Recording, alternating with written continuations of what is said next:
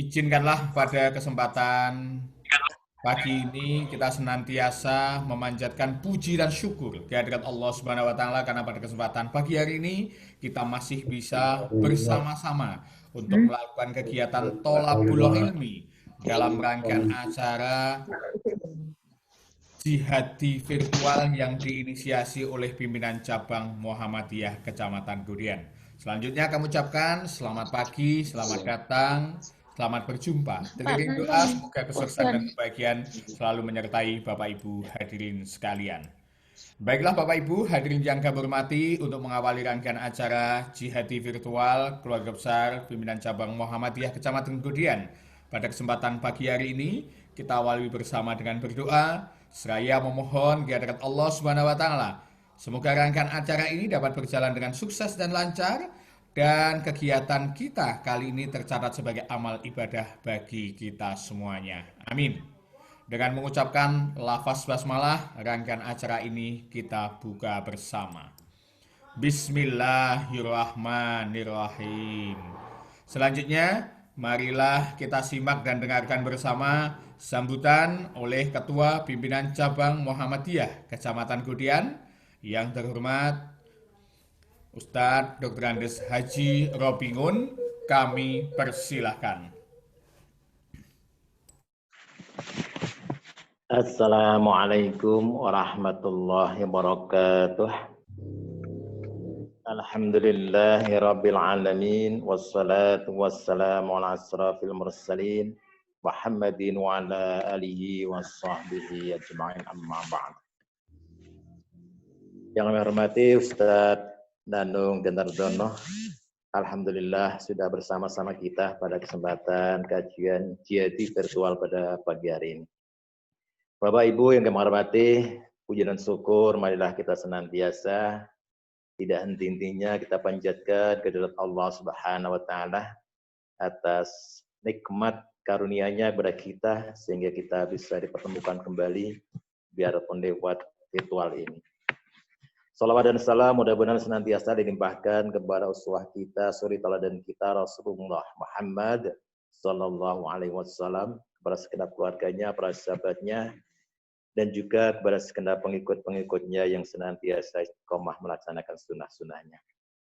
Ibu, Bapak, dan Ustadz Nanung yang kami hormati, pada kesempatan pagi hari ini, insya Allah, tidak lama lagi, kurang lebih 6 hari lagi, kita akan dipertemukan kembali di hari yang cukup besar bagi umat Islam, yaitu hari Idul Adha, yaitu hari Nahar, hari penyembelihan hewan korban. Maka tema yang diambil oleh pimpinan cabang pada kesempatan pagi hari cukup aktual. Biarpun kita setiap tahun melaksanakan ibadah korban, namun kajian masalah korban khususnya ini tidak akan habis-habisnya kita kaji, punya menyegarkan ingatan kita, menyegarkan amalan kita di hari Idul Korban ini. Lebih-lebih di saat-saat sekarang ini kita masih ada di situasi pandemi. Saya kira cukup banyak hal-hal yang perlu kita sesuaikan dengan situasi dan kondisi pandemi saat ini. Maka Ustadz Nanung Denardono yang berkompeten dalam hal ini, marilah kita simak bersama-sama bagaimana kita beribadah korban khususnya di situasi pandemi saat ini. Ini sangat penting karena kita dihadapkan dengan berbagai problema sosial, ekonomi, dan lain-lainnya. Yang kedua, kami mewakili dari pimpinan cabang Muhammadiyah Gudian memohon atau himbauan kepada segenap takmir masjid dan panitia Idul Korban khususnya di Kecamatan Gudian. Marilah kita melaksanakan hari raya Idul Korban nanti. Untuk pelaksanaan sholat Id kita menyesuaikan dengan situasi dan kondisi yang ada maupun dalam hal penyembelihan hewan korbannya. Terutama dalam hal penyembelihan korban, mungkin dari panitia Idul Korban maupun takmir-takmir masjid sekecamatan Gudian yang mau menghibahkan, sekali lagi ya, yang mau menghibahkan, bukan menjual, yang mau menghibahkan kulit korbannya bisa dihibahkan kepada Angkatan Muda Muhammadiyah Gudian. Sekali lagi, pada takmir masjid maupun panitia korban yang mau menghibahkan kulit korbannya bisa ke Angkatan Muda Muhammadiyah Gudian. Demikian yang bisa saya sampaikan, kurang lebihnya mohon maaf. Mari kita simak bersama-sama paparan dari Ustadz Nanung Danardono. Terima kasih. Assalamualaikum warahmatullahi wabarakatuh. Waalaikumsalam warahmatullahi wabarakatuh. Terima kasih Bapak Dr. Andes Haji Robingun yang telah berkenan membuka rangkaian acara pada kesempatan pagi hari ini. Baiklah Bapak Ibu yang kami hormati, kita akan sampai di rangkaian acara untuk pengajian yang nanti akan disampaikan oleh Ustadz Nanung Danardono. Tapi sebelumnya perlu kami sampaikan dulu terkait kurikulum vitae beliau. Narasumber pada kesempatan pagi hari ini, beliau adalah Insinyur Nanung Danardono, Sarjana Peternakan, Magister Peternakan, PhD, IPM, Asian Engineering. Beliau masih cukup muda, kelahiran 23 Desember 73. Beliau adalah dosen sekaligus peneliti di Pasca Sarjana Fakultas Peternakan UGM, juga sebagai Direktur Halal Research Center Fakultas Peternakan UGM. Sehingga pada kesempatan pagi hari ini pas sekali kita simak dari ahlinya. Dan perlu kami sampaikan nanti kepada Ustadz Nanung, kita tidak terpaku pada waktu, dalam artian biasanya pukul 7 selesai karena ini topiknya menarik. Kita lihat nanti dinamika audien tentunya saat tanya jawab, karena tentunya untuk menghadirkan Ustadz Nanung Danardono itu di tengah kesibukan yang pada kesempatan kali ini menghadapi Idul Kurban itu kan cukup tinggi. Organisasi keagamaannya beliau cukup banyak. Beliau juga pengurus Majelis Intelektual dan Ulama Muda Indonesia, MIUMI DIY, juga auditor halal LPP POM MIU DIY, juga Dewan Syariah Juru Sembelih Halal, juga pengurus Masyarakat Ekonomi Syariah DIY, dan pembina Keluarga Islam Indonesia di Britania Raya. 100 perkawinan, istri Hajah Rita Apriani Sarjana Peternakan juga, buah hati tercintanya ada 3. Pendidikan, SMA-nya SMA Negeri 1 Yogyakarta, S1-nya dari Fakultas Peternakan UGM, S2-nya Pasca Sarjana UGM, dan S3-nya dari United Kingdom. Pengalaman dakwahnya sudah tidak perlu diragukan lagi. Oke, Bapak Ibu hadirin yang kami hormati, kami akan mendampingi ke depan menjadi moderator untuk kajian yang akan disampaikan oleh Ustadz Nanung Danardono.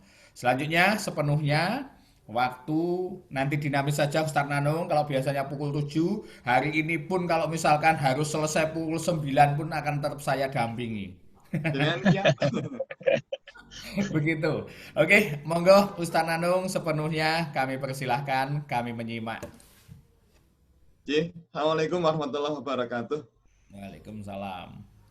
Alhamdulillahirabbil alamin waladzi ansala sakinata fi qulubil mu'minin yazdadu iman ma'a imanihim asyhadu an la ilaha illallah wa asyhadu anna muhammadar rasulullah. Allahumma sholli wa sallim wa barik ala sayyidina Muhammadin wa ala alihi wa sahbihi ajmain. Qala Allah ta'ala fi kitabil karim, a'udzu billahi minasyaitonir rajim, bismillahirrahmanirrahim. Inna a'tayna kal kautsar fasholli li rabbika wanhar. Wa qala Allah ta'ala fi kitabil karim, a'udzu billahi minasyaitonir rajim, bismillahirrahmanirrahim. La yanalallaha al-humuha wa la tima'uha walakin yanal taqwa minkum. Masyaallah muslimin, Bapak Ibu, keluarga besar Muhammadiyah yang dimuliakan Allah Subhanahu wa taala, wabil khusus Bapak Ustadz Dr. Andes Haji Robingun, Ketua Pengurus Cabang Muhammadiyah Kecamatan Gudian, Pak Arif. Jenengan kok mirip MC ya Pak Arif? Juga ini tadi kita lihat di kamera itu ada Pak Bambang Nur yang menyimak di rumah sakit nih. Mudah-mudahan Allah segera sembuhkan beliau Amin. dan bisa beraktivitas, bisa beribadah, bisa berkarya lagi dengan nyaman lagi. Syafaqallah, Pak Bambang. Bapak Ibu yang dimuliakan Allah, para calon penghuni surga yang berbahagia, marilah kembali di kesempatan pagi hari ini kita aturkan rasa syukur kita yang tiada terkira pada Allah Subhanahu wa taala. Atas ridha Allah di hari ini kita masih bisa beribadah dengan baik pagi ini. Dan mudah-mudahan semua amal ibadah kita di hari ini dan hari-hari selanjutnya diterima Allah Subhanahu wa taala. Yang kedua, semoga salawat dan salam senantiasa Allah limpahkan kepada baginda Rasul Muhammad sallallahu alaihi wasallam. Dan semoga Allah limpahkan pula kepada keluarga beliau, juga sahabat beliau, para tabi'in, para alim ulama. Dan semoga terlimpah ruah pula kepada kita sekalian yang pagi hari ini menyimak materi ini. Jadi tadi saya matur kemungkinan nanti 1 jam lebih sedikit. Nah, tapi kalau Bapak Ibu segera akan ada aktivitas yang lain, ya kasih menggakan ya ini pada enggal-enggal kondur, padahal kita dalam, monggo mboten napa-napa. Bapak yang dimuliakan Allah Subhanahu wa taala, beberapa hari lagi yang kita akan bersama-sama menyambut ibadah mulia berikutnya, yaitu ibadah kurban. Dan sekaligus kita juga akan beribadah yang kedua, yaitu beribadah menyelamatkan diri kita, menyelamatkan keluarga kita, orang-orang terdekat kita, dan tetangga kita, saudara muslim, dari potensi tertular virus corona. Nah, ini menarik kita bahas, kita kerjakan 2 ibadah sekaligus, nampaknya berseberangan, tetapi harus kita laksanakan bersama-sama. Ibu Bapak, ibadah kurban itu berasal dari kata qaruba yaqrabu kurbanan yang bermakna dekat. Nah, tujuan ibadah kurban adalah untuk taqarrub, untuk mendekatkan diri kita pada Allah Subhanahu wa taala. Nah, jika kita telah dekat dengan Allah, maka tidak ada masalah di dunia ini. Allah akan membantu kita, akan memudahkan urusan kita, yang sakit segera disembuhkan, yang ada masalah dicabut Allah Subhanahu wa taala, dan seterusnya. Nah, para ulama sepakat ibadah kurban ini hukumnya adalah sunnah muakkadah, sunnah yang sangat dianjurkan untuk dilaksanakan. Bahkan beberapa imam dan para ulama menyatakan bahwa ibadah kurban itu hukumnya adalah wajib bagi yang mampu. Maka monggo ini kita kalau memang secara materi kita mampu, kita bersegera. Ibu Bapak, umat Islam ini memang ketika dituntunkan untuk berkurban terbagi menjadi 4 kelompok. Kelompok pertama adalah kelompok hamba Allah yang secara materi mampu, kemudian menyadari betul nikmat yang Allah limpahkan sangat banyak. Maka kelompok yang pertama ini kemudian berkurban dengan perasaan ringan. Nah, kalau dibandingkan dengan aneka macam problem duniawi, dibandingkan dengan uang 3 juta untuk iuran sapi, ini uang 3 juta itu uang receh, uang kecil. Dibandingkan dengan biaya, misalnya biaya rumah sakit, misalnya opnam kan mahal ya Pak Bambang. Nah, tapi mudah-mudahan nanti Allah akan mengganti dengan yang lebih baik. Nah, oleh karena itu kelompok pertama ini merasa ringan berkurban. Kemudian kelompok yang kedua, kelompok hamba Allah secara materi tidak mampu, kemudian tidak berkurban. Oke, nggak ada masalah. Karena memang tidak mampu, ada rukhsah di situ. Kelompok yang ketiga adalah kelompok hamba Allah yang secara materi tidak mampu, tetapi sangat ingin mendapatkan kemuliaan berkurban.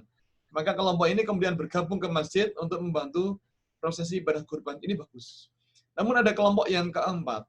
Ini kelompok yang dicela. Ini adalah kelompok hamba Allah yang secara materi mampu, tetapi tiba-tiba merasa miskin. Dan unik, merasa miskinnya itu rutin setahun sekali menjelang ibadah kurban. Padahal secara materi mampu.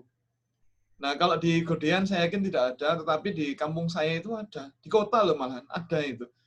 Tetangga kami itu yang secara materi mampu, tetapi bersandiwara, pura-pura merasa miskin begitu. Padahal orang-orang tahu. Bahkan ada juga yang begini, Mas Ewo. Ada yang mampu membeli rokok sebungkus sehari. Maaf, saya itu kan belum pernah beli rokok ya. Tetapi pernah penasaran berapa sih harga rokok itu. Nah, ternyata ada yang 15.000 sebungkus, ada yang 20.000, ada yang 25.000, bahkan ada yang 30.000 lebih satu bungkus. Nah, kalau misalnya 20.000 satu bungkus, dan seseorang bisa menyisihkan anggaran membeli rokok sebungkus sehari, seharga 20.000, itu satu hari. Nah, kalau itu 1 bulan, 30 hari, maka 20.000 dikalikan 30 itu 600.000. Itu 1 bulan. Nah, kalau 1 tahun atau 12 bulan, 600 dikalikan 12 itu 7.200.000. Iuran sapi kan cuma 3.200.000. Berarti sisa uang 4 juta. Itu uang bukan daun, uang. Nah, maka mestinya bisa berkurban, tetapi ya tadi tiba-tiba merasa miskin. Nah, saya khawatir kalau kemudian Allah kabulkan doanya. Nah, Ibu Bapak, menurut saya Rasul itu pernah mengatakan, dia pernah bersabda, barang siapa yang secara materi, jadi barang siapa yang telah diberikan kelapangan oleh Allah untuk berkurban, tetapi enggan itu bisa sebenarnya, tapi tidak mau melaksanakan, maka kata Rasul, janganlah ya dekat-dekat dengan tempat sholat kami.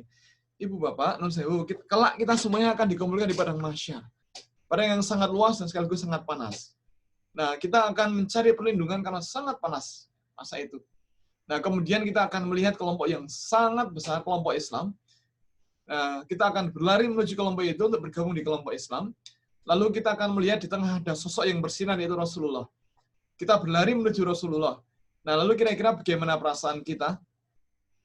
Setelah kita dekat dengan kelompok Rasul, Rasul mirsani kita tidak memanggil, "Mriki, kemari," tidak begitu. Tapi malah ngusir, "Hus. Lunga. Aja jerak-jerak. Jangan dekat-dekat. Jangan dekat-dekat." Itu perasaan kita bagaimana? Kita yang setiap hari bersolawat, setiap hari kangen dengan Rasulullah, begitu ketemu pertama kali malah diusir, itu rasanya bagaimana? Dan itu akan terjadi, saya ulangi, itu akan terjadi di kita. Kalau kita setiap tahun sudah dimampukan Allah untuk berkurban, tapi selalu enggan melaksanakannya. Maka monggo kalau memang secara materi kita mampu, mari kita laksanakan. Namun kalau tanggung niku nggih, mampu nggih boten, tetapi miskin nggih boten, tanggung. Nah, kalau tidak bisa berkurban setahun sekali ya, mari kita nabung. Mudah-mudahan kita bisa berkurban setiap 2 tahun. Nah, kalau setiap 2 tahun nggak bisa, nggak apa-apa. Tapi nabungnya dilanjutkan. Mudah-mudahan kita bisa berkurban setiap 3 tahun. Nah, kalau setiap 3 tahun pun tidak bisa, ya tidak apa-apa. Tapi mari kita nabungnya dilanjutkan. Mudah-mudahan bisa berkurban setiap 4 tahun. Nah, kalau setiap 4 tahun pun tidak bisa, nggih mboten napa-napa. Tapi mari kita lanjutkan nabungnya. Mudah-mudahan bisa berkurban setiap 5 tahun. Masuk selama-lamanya nggak pernah berkurban. Padahal nikmat yang Allah limpahkan sangat banyak. Dan kemudian Allah itu nyetop rezeki itu tunjuk pripun ngoten niku. Naudzubillah min dzalik. Nah, kemudian Ibu Bapak, ibadah kurban memang ibadah untuk menguji keikhlasan kita. Menguji kesungguhan niat kita dalam beribadah. Maka jangan sampai kemudian kita tergelincir karena syaitan itu serius menggoda kita. Menurut saya menda niku napa bahasa Indonesia nih? Kambing, domba. Itu berapa harganya sekarang? Kan ada 2,5, ada 3 juta. Nah, ada apa tidak kambing yang harganya 4 juta atau 4,5? Ada. Kecil apa besar? Besar. Nah, misalnya kita sadari betul nikmat yang Allah limpahkan sangat banyak. Ya. Kemudian kita memberi hewan kurban yang sangat besar, seharga 4 juta. Nah, kemudian dituntun ke masjid, kemudian serahkan ke panitia kurban, kemudian mengatakan, "Mas, ini titip hewan kurban nggih, Mas, atas nama kami sekeluarga. Iji Bapak, kami terima, semoga ibadah kurban Bapak diterima Allah Subhanahu wa taala." Hati-hati, syaitan itu serius. Nah, jangan sampai seperti tetangga saya, beliau dibujuki setan. Nah, Bapak tadi lihat, "Oh, Mas, itu kok sudah ada kambing di situ, Mas?" "Oh, iya, Bapak, kemarin sore Bapak Fulan sudah datang ke masjid untuk mengamanahkan hewan kurbannya. Nah, kebetulan ukurannya ukuran standar. Tentu lebih kecil daripada kambing titipan Bapak tadi itu." "Kok cilik ya, Mas? Kambing apa kucing?" Menurut saya, Bapak Ibu, kalimat ini mungkin bernada lucu, gitu. Tapi gara-gara kalimat yang ada unsur sombong begitu, bisa jadi uang 4,5 juta itu bisa musnah sama sekali gara-gara kesombongan kita. Allah tidak butuh kesombongan kita. Bahkan Allah berfirman, "A'udzubillahi minasyaitonirrajim. Bismillahirrahmanirrahim. La yanalallaha luhumuha wala dima'uha walakin taqwa minkum." Sekali-kali kata Allah tidak akan pernah sampai kepada Allah daging dan darah kurban itu, melainkan ketakwaanmu yang akan sampai kepada Allah Subhanahu wa taala. Maka hati-hati, jangan kemudian kita tergoda. Nah, termasuk misalnya Ibu Bapak, ketika kita kurban, sudahlah kita serahkan semua ke panitia kurban. Uang kita atau hewan kita serahkan semuanya. Kita dapat jatah bagian apa, jumlahnya berapa, kita manut saja. Nah, saya kalau di Godean, kalau saya berkurban menggunakan kambing atau domba, jatahnya apa, Pak? Kalau di Godean, biasanya. Kalau di tempat saya itu sampil ya. Sampil itu paha belakang ya. Jumlahnya berapa? 1 ya. Nah, sama berarti. Nah, Ibu Bapak, kita sebagai sahibul kurban dapat jatah jumlahnya berapa, kemudian bagian apa kita manut. Tetapi non sewu sudah kebetulan ini 6 tahun ke-6 ini kami di Fakultas Peternakan UGM menyelenggarakan pelatihan kurban, dan selalu kami sampaikan bahwa kalau bisa kebiasaan memberikan sambel itu diubah. Kami sampaikan bahwa di pelajaran mata kuliah ilmu dan teknologi daging yang diajarkan di Fakultas Peternakan UGM itu disampaikan bahwa daging yang paling enak, daging yang paling empuk, yang paling berkualitas, sekaligus paling mahal adalah daging yang paling dekat dengan tulang dan paling sedikit bergerak menarik beban.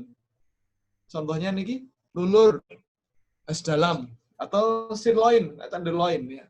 Itu yang paling enak, paling empuk. Sebaliknya, daging yang paling walot itu adalah daging yang paling jauh dari tulang dan paling banyak bergerak menarik beban. Jadi kempel kali pupun itu walot, meskipun daging itu walot. Maka sudah banyak sekarang pengurus takmir masjid.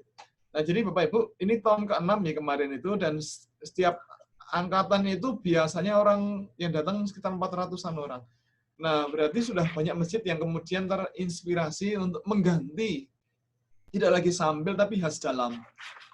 Nah, jadi gini, kita ngitung ya, kalau sapi putih itu sapi peranan unggul yang ukuran standar ya, harga 21 jutaan itu kan daging kira-kira 110 ya, 115 lah kalau bagus kilo.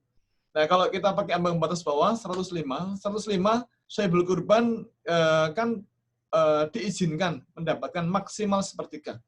Nah, kalau 105 dibagi 3 itu kan 35 kilo. Nah, 35 kilo itu kan 7 sahibul kurban. 35 dibagi 7 itu 5 kilo. Maka secara syariat, sahibul kurban dijatah 5 kilo itu sah. Tetapi tentunya kita melihat kondisi masyarakat ya. Kalau fakir miskinnya sangat banyak ya jangan 5 kilo. Tapi disudah itu apa? Dikurangi. Disudah itu dikurangi gitu. Nah, jangan 5 kilo tapi 4 kilo atau 3,5 gitu. Tapi kalau orang kayanya banyak ya nggak apa-apa 5 kilo. Dan itu lulur, khas dalam itu dikekrek itu apa bahasa Indonesia ini. Dilepas gitu, kemudian dibagi 7, ditimbang. Nah, kalau baru ketemu 2,5 kilo, ya ditambah buntut dibagi 7, tambah hati dibagi 7. Nah, dimaksimalkan maksimal 4,5 atau 5 kilo. Nah, jadi sebagai panitia kurban, sekarang banyak masjid yang memberikan kepada sahibul kurban itu jatah yang bagus.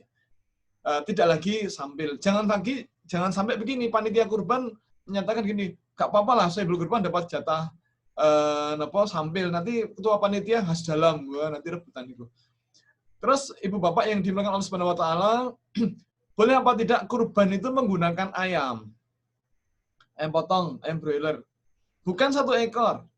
Ini kan kalau orang Muhammadiyah kan terkenal kritis, dinamis, dan kreatif gitu. Nah, bagaimana kalau ada orang kurban itu menggunakan ayam? Itu boleh apa tidak? Bukan 1 ekor, tapi 100 ekor. Jadi misal di Godean itu ada warga masyarakat yang mengatakan, Mas, kula niku mboten pengartoy. Duit kula niku entek kabeh ten kandang. Niku ten kandang kula gadah 5.000 ekor ayam. Nah, Selasa niku pas masa panen. Silakan ambil ayam saya 100 ekor untuk kurban. Boleh apa tidak? Niku dagingnya langkung kathah. Nah, ini para ulama sepakat mengatakan boleh. Caranya adalah ayamnya dijual, kemudian uangnya dibelikan kambing atau domba, atau ikut iuran sapi. Loh, kenapa demikian? Lah, memang Rasul kan tidak pernah menentukan kurban menggunakan ayam. Nah, maka jika Rasul tidak pernah menentukan, maka jangan dilakukan. Nah, ibadah itu ada syarat dan ketentuan berlaku. Termasuk ibadah kurban, itu ada syarat dan ketentuan berlaku. Ada syarat jenis ternaknya, ada syarat umurnya, syarat kesehatannya, dan syarat waktu penyembelihan. Nah, yang boleh kita kurbankan ya hanyalah hewan-hewan yang memang ditentukan. Boleh menggunakan kambing atau domba, boleh menggunakan sapi atau kerbau, boleh pula menggunakan onta. Nah, barangkali PCA Muhammadiyah Godean sekali-sekali lah, misalnya tahun ini kurban menggunakan onta, ini kan bagus sekali. Jadi satu-satunya di Jawa, mungkin di Indonesia kurban menggunakan onta. Dan itu di PCA Muhammadiyah Godean. Ini menarik ini. Nah, Bapak Ibu, kalau kambing atau domba bisa diatasnamakan maksimal satu orang atau satu keluarga. Maka mohon diingatkan bahwa karena kurban itu hanya untuk orang yang berkemampuan, maka orang-orang yang telah meninggal itu tidak lagi diwajibkan. Rasul juga belum pernah kurban diatasnamakan kedua orang tuanya atau diatasnamakan istri beliau Khadijah binti Khuwailid yang mendahului beliau, belum pernah begitu. Padahal Rasulullah secara materi mampu, sangat mampu, tapi beliau tidak pernah melakukan itu. Para sahabat juga tidak ada yang melakukan itu.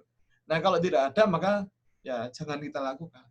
Kecuali kalau orang tua kita misalnya kemarin berwasiat, aku duwe kambing itu udah ada anggaran ini pengen kurban, tapi usia tidak sampai gitu. Nah, kita sebagai ahli waris hendaknya kita lanjutkan niat itu. Kemudian kita sendiri yang oleh Allah sudah dimampukan ya kita kurban juga. Jadi minimal 2 begitu. Nah, Rasul menuntunkan yang kemudian diikuti oleh para sahabat, kurban itu ya kalau kita sendirian ya kita baru maksudnya masih bujang ya, kita kurban atas nama diri kita sendiri. Tetapi kalau sudah menikah maka kurban atas nama keluarga kita. Bukan digilirkan. Rasul pun tidak pernah menggilir-gilirkan begitu, enggak pernah. Nah, maka kita kurban atas nama keluarga kita. Nah, dalam sebuah hadis disebutkan bahwa dulu lazim di zaman Rasul, seseorang berkurban di atas namakan dirinya dan keluarganya. Maka yang benar adalah kurban atas nama keluarga kita. Misal kurban atas nama keluarga Bapak Ustadz Dr. Andes Haji Robingun. Atau kurban atas nama Bapak Dr. Arif Bintoro misalnya. Ataupun yang lain begitu. Kemudian kalau sapi atau kerbau, bisa di atas namakan maksimal 7 orang atau 7 keluarga. Nah, bagaimana kalau hanya ada orang 6? Boleh apa tidak? Boleh, nggak ada masalah. 5 orang? Boleh. 3 orang? Boleh. Bahkan 1 orang pun boleh. 1 orang 1 sapi? Boleh, nggak ada masalah. Nah, tetapi kalau misalnya iurannya flat sama 3,5 juta, 3,2 misalnya, atau 3,1 juta, iuran flat. Nah, kelompok sapi terakhir, hanya ada orang 5 bagaimana? Ya nggak apa-apa. Lu bayarnya gimana? Dilebihkan? Ya kalau sepakat dilebihkan ya silakan. Tapi kalaupun kemudian wah jangan anggarannya cuma ada 3,1 misalnya. Ya sudah kita beli sapi Bali. Sapi Bali Bapak Ibu boleh kita kurban menggunakan sapi Bali. Sapi Bali itu agamanya Islam loh ya, bukan Hindu. Nah, jadi boleh pakai itu. Bahkan sapi Bali itu, mohon maaf, ada banyak keunggulan. Pertama, tentu harganya lebih murah. Kalau sapi putih, sapi PO itu, mohon maaf, sapi PO itu kan harganya kira-kira 21, 22. Ya paling murah mungkin 20,5 lah. Nah, kalau sapi Bali itu 18 juta udah boleh yang bagus, dapat yang bagus. Yang pertama, yang kedua biasanya lemaknya tipis. Ya, lemaknya tipis dibandingkan sapi yang putih ya, sapi peranan unggul. Apalagi sapi simental dan limusin. Yang ketiga, proporsi daging dibandingkan daging tulang, untuk sapi Bali lebih bagus daripada sapi peranan unggul atau sapi simental, sapi limusin ataupun yang lain. Maka ini jadi favorit. Kemudian Ibu Bapak yang dimuliakan Allah Subhanahu wa taala, boleh apa tidak kita kurban menggunakan cempe atau kambing yang baru kecil atau menggunakan pedet, boleh apa tidak? Jadi menggunakan sapi yang belum dewasa, boleh apa tidak? Nah, para ulama sepakat tidak boleh. Kenapa tidak boleh? Karena Rasul mengisyaratkan hewan kurban harus yang telah dewasa. Sebagaimana sabda beliau dari Jabir bin Abdillah, beliau mengatakan bahwa Rasul bersabda, janganlah kalian menyembelih hewan kurban kecuali yang telah musnah. Kecuali sukar mendapatkannya, maka sembelih hewan kurban yang jasa. Ibu Bapak, mohon maaf, mohon izin 2 menit, mohon izin saya tak ke belakang sebentar. Mohon maaf.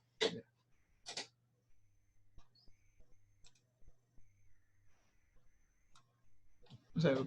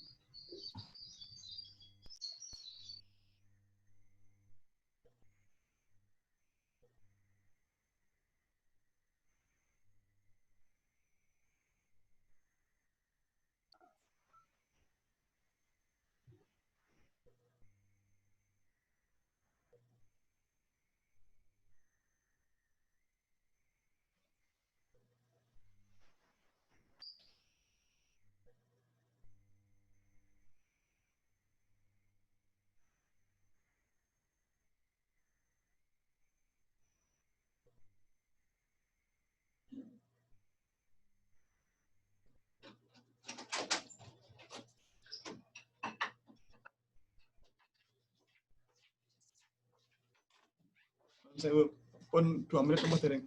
Oke, Bapak Ibu kita lanjutkan. Rasul bersabda, janganlah kalian menyembelih hewan kurban kecuali yang telah musnah. Nah, kecuali kalian sukar mendapatkannya, maka sembelih hewan kurban yang jaza'ah. Nah, musnah itu apa? Mari kita belajar. Bapak Ibu, hanya bagi yang belum paham, ya. Jadi hewan kurban itu sapi, kambing, kerbau, domba. Itu kan akan mengalami ketika dia dilahirkan, nanti akan tumbuh, kemudian akan mengalami masa mencapai dewasa. Nah, dewasa itu ada 2 macam. 1, dewasa kelamin, 2, dewasa tubuh. Dewasa kelamin itu adalah ketika hewan betina sudah bisa dibuntingi. Kalau hewan jantan telah siap untuk membuntingi hewan betina. Nah, kalau kambing atau domba, kejadian itu dewasa kelamin itu di usia kira-kira 6-8 bulan.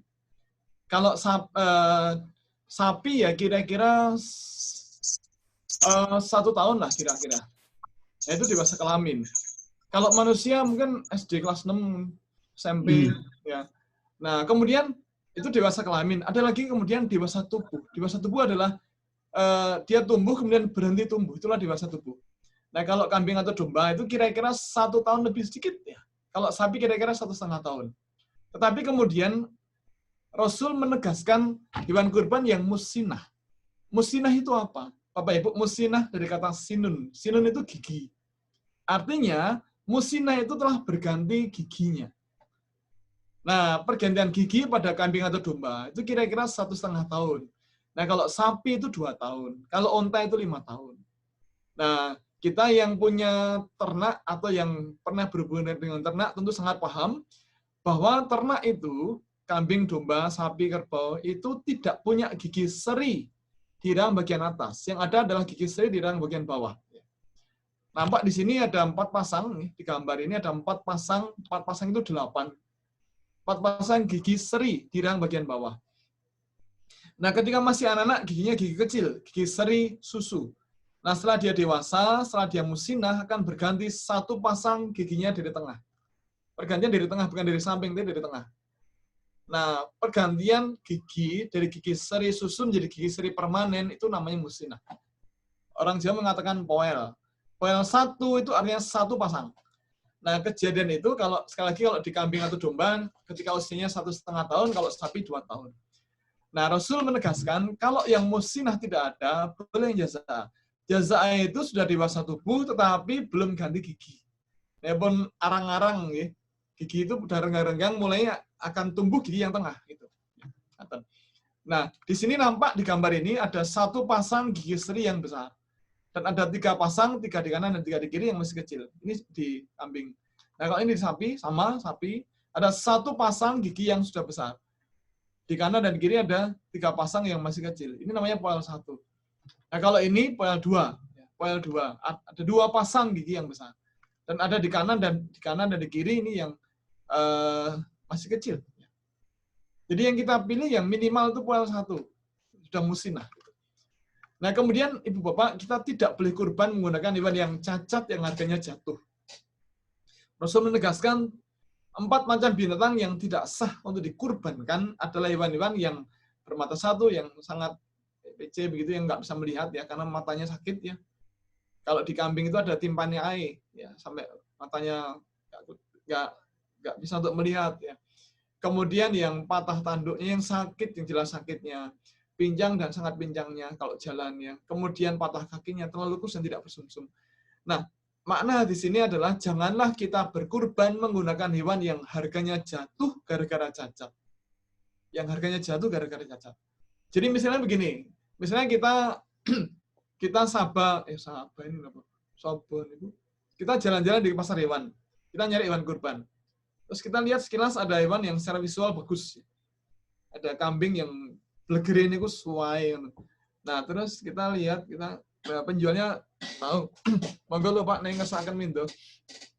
Ini pinten nih, Pak? Niki nganu 3.200.000. Oh. Parang kirang, Pak. Monggo silakan. Nek anu kalih itu yang 100 parang mboten. Wah, ampun niki pun loengu kali tengah tahun nih. Nggih pun nganu nek 17 parang, Pak. 2.700.000. Kering angsal. Ngeten mau nek jenengan kersa 3 juta pulang. Nggih. Nah, terus pas mau bayar, iya, niki kok sungune cuil napa ya Pak sing tengen niki? Oh, niku riyen nate pas tas alen niku kerengan kalih kancane terus sungune cuil. Oh, berarti cacat nggih Pak niki. Nggih sih. Lah cacat nggih ampun 3 juta, Pak. Ya sudah 27,5. Terus dipados niki mripate niki sing tiwonge napa ya Pak mripate niku. Pak ketingale kados. Oh iya Nurien dek tasih cilik niku nanti mlaku-mlaku terus mripate kecocok pang. Kena ranting. Kemudian berarti niki buta. Nggih sih. Nek utang ya ampun 7,5 nggih pun 2.500.000. Dituntun kok pincang, Pak. Nggih niku sikile sing kiwara dianu niku. Nggih ampun 2,5. Nggih pun nganu 21,5. Bapak Ibu ampun ngaten, jangan begitu. Mari kita pilih hewan kurban yang sempurna kondisinya, agar nikmat yang Allah limpahkan, agar rezeki yang Allah limpahkan untuk kita sempurna. Mari kita pilih hewan kurban yang kesehatannya sempurna, agar nikmat sehat yang Allah limpahkan untuk kita sempurna. Jangan pelit, karena Allah juga bisa pelit sama kita. Nah, kemudian Bapak Ibu, sekarang kita sekarang kita baru ada masa corona, gitu, yang kemudian membuat kita harus hati-hati. Virusnya ada, dan bisa ada di mana-mana. Bahkan Jogja ini sekarang bukan balik lagi, sekarang tambah parah. Kemarin, awal pekan kemarin kan sempat tambah 28, terus tambah 21, kemarin tambah 10, tambah lagi berapa kemarin, 13 atau berapa.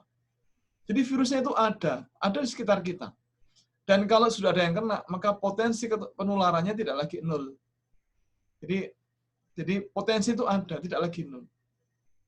Dan kita pahami betul cara penularannya. Kita tahu dari banyak informasi bahwa virus corona itu menular lewat orang yang terinfeksi, kemudian batuk, atau bersin, atau tertawa terbahak-bahak, atau bicara terlalu keras, kemudian air ludahnya nyemprot kemana-mana, terus terhirup oleh orang yang sehat.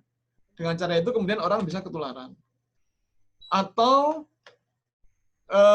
percikannya itu kena permukaan benda, kemudian disentuh oleh orang sehat kemudian kucek-kucek mata gitu, atau menggali harta karun di hidung, atau kucek telinga gitu, maka kemudian virus bisa masuk dan berkembang biak di saluran pernafasan.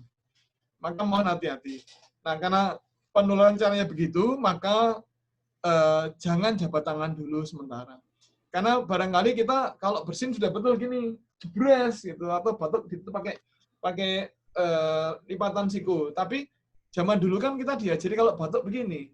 Nah, kalau orang tidak paham batuknya begini, kemudian salaman dengan kita yang sehat, maka bisa ketularan. Jadi salaman boleh, tapi setelah itu cuci tangan pakai air sabun. Jangan nyentuh apa-apa kecuali air dan sabun atau hand sanitizer sampai kita yakin bersih betul. Kemudian pakai masker, dimanapun pakai masker. Bagus kalau kemudian kita menggunakan tidak hanya masker ya, tapi menggunakan face shield. Masker karena memang Indonesia Bapak Ibu ini baru ramai kemarin kabarkan. Unhas Makassar, Universitas Hasanuddin Makassar itu Fakultas Kedokteran itu dekannya kena, wakil dekan 3 kena, beberapa dokter kena. Tapi rektornya unik ini, menegaskan tidak akan lockdown. Nah ini menurut saya, kenapa sampai begitu?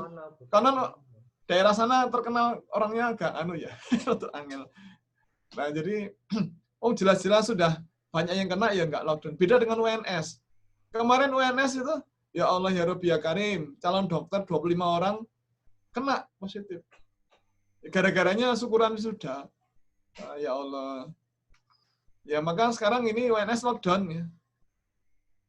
Salah satu pimpinannya kena. Jadi setelah 25 calon dokter, kemudian salah satu pimpinan kena, UNS sekarang lockdown.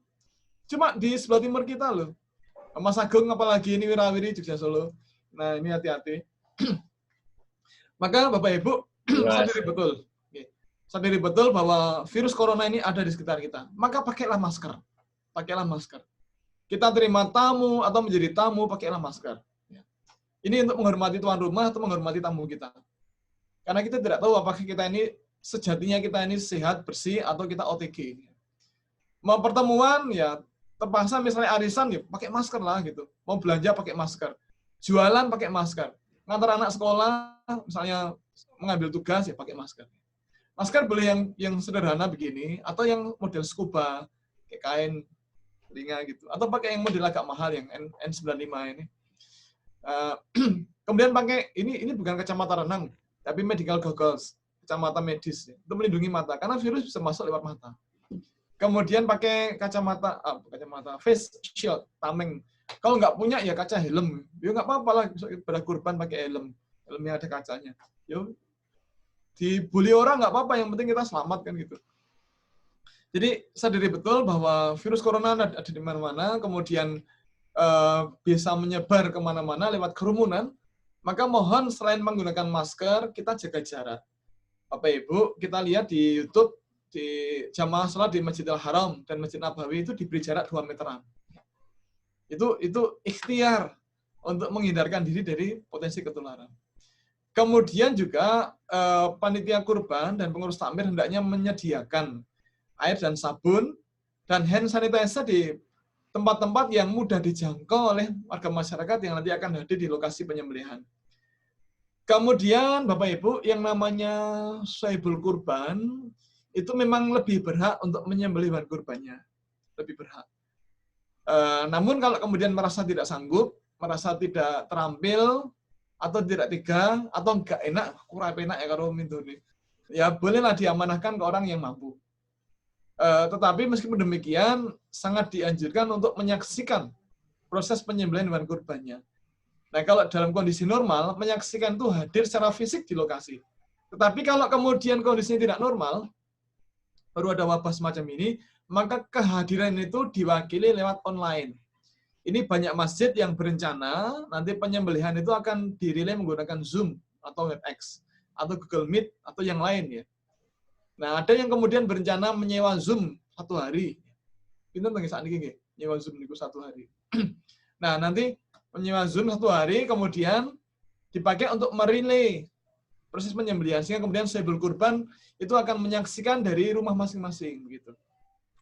Nah, kemudian Bapak Ibu, mohon maaf, hendaknya semua pihak itu legowo, ikhlas. Bahwa ibadah kurban kita tahun ini tidak bisa sempurna seperti biasanya. Karena yang kena imbas itu nggak hanya kita, semua orang di seluruh dunia kena imbasnya. Maka mari kita ikhlas dengan ketentuan Allah ini. Dan prosesi penyembelihan itu hanya dilakukan di tempat yang diyakini aman. Dan keyakinan ini berbasis atau berdasar informasi resmi dari pemerintah bahwa zonanya adalah hijau. Nah, kalau zonanya itu merah, apalagi merah kehitaman, seperti Solo dan Surabaya, maka mestinya jangan dilaksanakan penyembelihan hewan kurban di lokasi. Karena ya memang baru tidak aman begitu. Jangan sampai muncul klaster berikutnya. Kami di kampung kami diputuskan ketika rapat takmir, kita tidak menyelenggarakan ibadah kurban tahun ini. Nah, bagi para sahibul kurban dipersilakan bergabung ke masjid-masjid yang lain di sekitar kita, atau lewat lembaga-lembaga yang amanah, seperti Basnas, atau lewat ACT, atau lewat rumah zakat, atau lewat Darut Tauhid kan ada tebar kurban, atau lewat IZI, Inisiatif Zakat Indonesia, ataupun yang lain, atau tetap di pesantren misalnya begitu. Nah, kemudian dari rangkaian ibadah kurban, mulai dari cari uang, kemudian pembelian kurban, kemudian mengirim hewan kurban, kemudian menyembelih hewan kurban, menguliti, motong-motong daging, itu yang paling sulit mencegah physical distancing, yang paling sulit menjaga jarak kan penyembelihan. Maka pemerintah sangat menganjurkan penyembelihan hendaknya dilakukan di rumah potong hewan resmi. Kenapa? Karena di rumah potong hewan resmi nanti para petugas menggunakan APD. Jadi alat perlindungan diri, rapat, kemudian pakai masker, pakai goggles, pakai kacamata goggles atau menggunakan face shield, kemudian pakai sepatu boot, menggunakan sarung tangannya double, yang dalam itu anti gores besok. Nah, dengan cara itu mudah-mudahan bisa diminimalkan. Nah, tetapi kalau kemudian pengurus takmir menetapkan bahwa nanti ya karena RPH hari Jumat itu penuh, hari tasyrik pertama hari Sabtu penuh. Mau sendano apa? Dulu deh kamu. Oke, penuh. Nah, terus tasyrik kedua hari Ahad penuh. Hari Senin tasyrik ketiga ya penuh. Nah, kalau penuh semuanya ya sudah. terpaksa dilaksanakan di halaman masjid atau di kampung kita atau di dusun kita. Tetapi tentunya dengan mengikuti protokol kesehatan yang ditetapkan pemerintah dengan ketat. harus dong. Dengan ketat. Ya. Nah, Bapak Ibu, kita tahu virus corona menyebar di kerumunan. Menyebar dengan cepat di kerumunan. Maka sedapat mungkin kerumunan-kerumunan itu dihindari. Lalu bagaimana cara menghindari kerumunan? Karena semua orang besok akan keluar dari rumah masing-masing untuk bergabung ke masjid. Ini agak sulit. Nah, maka ada protokol yang mestinya kita lakukan. Ada beberapa skenario yang bisa kita lakukan. Bapak Ibu, ada 4 skenario kira-kira yang bisa kita lakukan. Pertama, ya, kita ini panitia kurban atau pengurus takmir memiliki kewenangan. Ya. Jadi sesungguhnya pengurus takmir memiliki kewenangan untuk membatasi jumlah panitia yang akan terlibat. Jadi pengurus takmir punya kewenangan untuk membatasi. Tetapi mohon maaf, ini tidak mudah. Karena kita berhadapan dengan masyarakat yang semangat ibadahnya sangat kuat. Apalagi ibadah kurban besok. Maka mencegah mereka bergabung itu tidak mudah. Nah, kalau skenario pertama tidak bisa, ya kita batasi jumlah hewan kurban yang kita sembelih. Biasanya 5 sapi ya dibatasi hanya 3. Biasanya 10 sapi dibatasi hanya 5 atau 6. Biasanya 15 ekor sapi ya dibatasi hanya ya 10 gitu ya. Nah, sisanya dikirim ke daerah-daerah yang membutuhkan lewat lembaga-lembaga yang amanah gitu. Jadi misalnya kita nyembelih biasanya 5 sapi, ya dikurangilah menjadi 3 sapi. Nah, tentu ini dengan kesepakatan antara di rapat online antara pengurus takmir, panitia kurban, dan sohibul kurban. Bagaimana kalau misal, ini untuk mengurangi kerumunan, dari 5 sapi yang 3 sapi itu disembelih di lokasi, yang 2 sapi dikirim keluar. Dititipkan ke lembaga yang mana. Nah, tapi yang 2 sohibul kurban kan kadang-kadang, wah lah nanti saya nggak dapat jatah dagingnya 5 kilo atau 4 kilo. Nah, disinilah kemudian peranan panitia kurban. Bapak Ibu, panitia kurban itu bisa mengatur, bisa mengkondisikan. Misalnya disampaikan ke masyarakat bahwa iuran diserahkan ke panitia kurban, kemudian panitia yang akan memanage. Misalnya dari 35 sohibul kurban, yang 2 sapi, berarti 14 orang. Itu nanti dapat jatah daging yang sama dengan 21 sohibul kurban yang lain. Nah, jatahnya diambilkan dari bagian tubuh 3 sapi yang disembelih di lokasi kita. Nah, jatahnya berapa? Ya sama aja. Bayarnya flat ya, 3,2 misalnya, maka dapat jatah dagingnya sama, mau 4 kilo, mau 5 kilo, yang penting flat sama. Nah, apakah boleh sohibul kurban diambilkan dari jatah daging hewan kurban yang bukan hewan kurban miliknya, boleh apa tidak? Boleh, nggak ada masalah.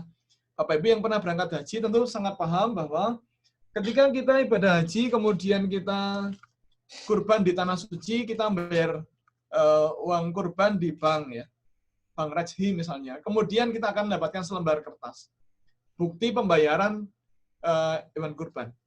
Nah, selembar kertas ini bisa kemudian kita bawa ke Muaisim, di rumah potong hewan di Muaisim, di dekat Mina, untuk mengambil jatah hewan kurban kita. Nah, kalau kita kemudian diberi tas kresek isinya daging, apakah itu dijamin bagian tubuh hewan kurban kita? Boten. Bapak Ibu, setiap angkatan haji itu ada kira-kira 2,5 atau 2,6 juta jamaah haji. Maka hewan kurbannya kira-kira sebanyak itu. Lalu bagaimana cara mengambil jatah bagian kita? Enggak, maksudnya gini, kalau ada orang ngotot, saya pokoknya harus jadi hewan kurban saya. Nah, nanti panitianya, udah kamu cari aja sendiri, itu ada 2,5 juta kambing, kamu cari punyamu yang mana? Kan repot begitu. Maka sesungguhnya mengambil jatah atau memberikan jatah sohibul kurban bukan dari bagian tubuh hewan kurbannya itu boleh, nggak ada masalah. Nah, kemudian kalaupun itu sulit dilakukan, dalam arti panitia sohibul kurban mengatakan, wah, betul lah, gini aja lah, kenapa repot? Gini, semua disembelih di tempat kita. Oke, kalau skenario kedua itu tidak bisa dilaksanakan, maka kita bisa menggunakan skenario yang ketiga, yaitu kita bagi panitianya menjadi beberapa kelompok. Mau 2 kelompok, 3 kelompok, 4 kelompok. Ya. Yang penting konsentrasi massa itu dipecah. Konsentrasi kerumunan orang itu dipecah. Agar tidak ngumpul di satu lokasi, orang puluhan gitu ya. kita bagi. Jadi misalnya kelompok panitia kelompok pertama nyembelih hewan kurban hari Jumat, hari Nahar. Kelompok yang kedua nyembelih hari Sabtu, hari Tasyrik pertama. Kelompok ketiga menyembelih nanti di hari Ahad, hari Tasyrik yang kedua. Kelompok yang keempat nanti nyembelihnya di hari Senin. Nah, tapi kalau kemudian wah repot atau alasannya bukan yang paling afdal kan hari pertama. Nah, kalau semua orang ngotot harus hari pertama, ya sudah.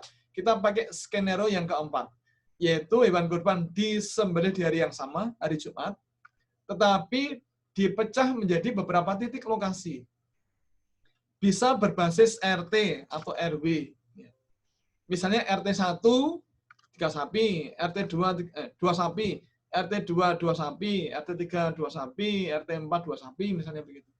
Nah, nanti yang menggulung mentah, yang ngurusi brodot, ngurusi macam-macam itu ya warga RT setempat. Gitu. Nah, dengan cara ini mudah-mudahan jadi ikhtiar untuk menghindarkan diri dari potensi tertular virus corona. Kemudian kita bahas prosesi penyembelihan sejak sebelum penyembelihan, saat penyembelihan, dan pasca penyembelihan. Nah, sebelum penyembelihan, Bapak Ibu, monggo ini dikondisikan, kita siapkan hewan, tempat untuk transit hewan. Kita siapkan tempat yang nyaman, yang teduh, gitu ya, nyaman, dan tidak ramai. Udara bersih, lancar, begitu ya. Kemudian kita perhatikan kesejahteraan hewan. Dalam arti, di tempat transit itu hendaknya disediakan tempat makan dan tempat minum. Tetapi jangan PHP, jangan memberi harapan semu begitu. Hanya ada tempat pakannya tapi kosong, ya jangan begitu. Ya ada isinya begitu. Nah, kemudian setelah sapinya datang, hewannya datang, ada tempat makan, ada tempat minum, tolong tali yang ngikat itu dikondisikan, jangan terlalu pendek. Jangan sampai sapi dapat PHP yang kedua. Ada makanannya itu berlimpah, enak-enakan, tapi talinya pendek, nggak bisa makan dia. Nah, kemudian cek kondisi hewan, apakah ada darah keluar dari lubang-lubang di tubuhnya. Bapak Ibu nun sewu, kan sempat kemarin rame di Ponjong, ada 12 orang dari Gombang itu yang kena antraks. Kenapa? Karena ada kebiasaan di sana, kalau ada hewan mati mendadak, maka dagingnya dibagi-bagi ke masyarakat. Padahal bangkai ini, bangkai itu disebut sampai haram sampai 4 kali di Quran. Nah, maka mohon maaf, kalau kita memilih hewan kurban, membeli hewan kurban, atau menerima hewan kurban, titipan dari sebelum kurban, tolong dicek. Apakah ada bercak darah, atau darah yang mengalir dari lubang-lubang di tubuhnya. Dari 2 mata, 2 hidung, mulut, telinga, dubur, kemaluan, apakah ada darah yang keluar, atau bercak darah. Kalau ada, maka monggo hewannya di karantina dulu, segera panggil dokter hewan untuk dipastikan ini kenapa. Hati-hati, jangan spekulasi. Kemudian istirahatkan hewan sebelum disembelih. Pengistirahatan ini penting untuk membuat hewan itu sejahtera, sekaligus membuat kualitas dagingnya bagus. Bapak Ibu, mohon hewan jangan dibuat takut, jangan dibuat stres, jangan dibuat kelelahan, jangan dibuat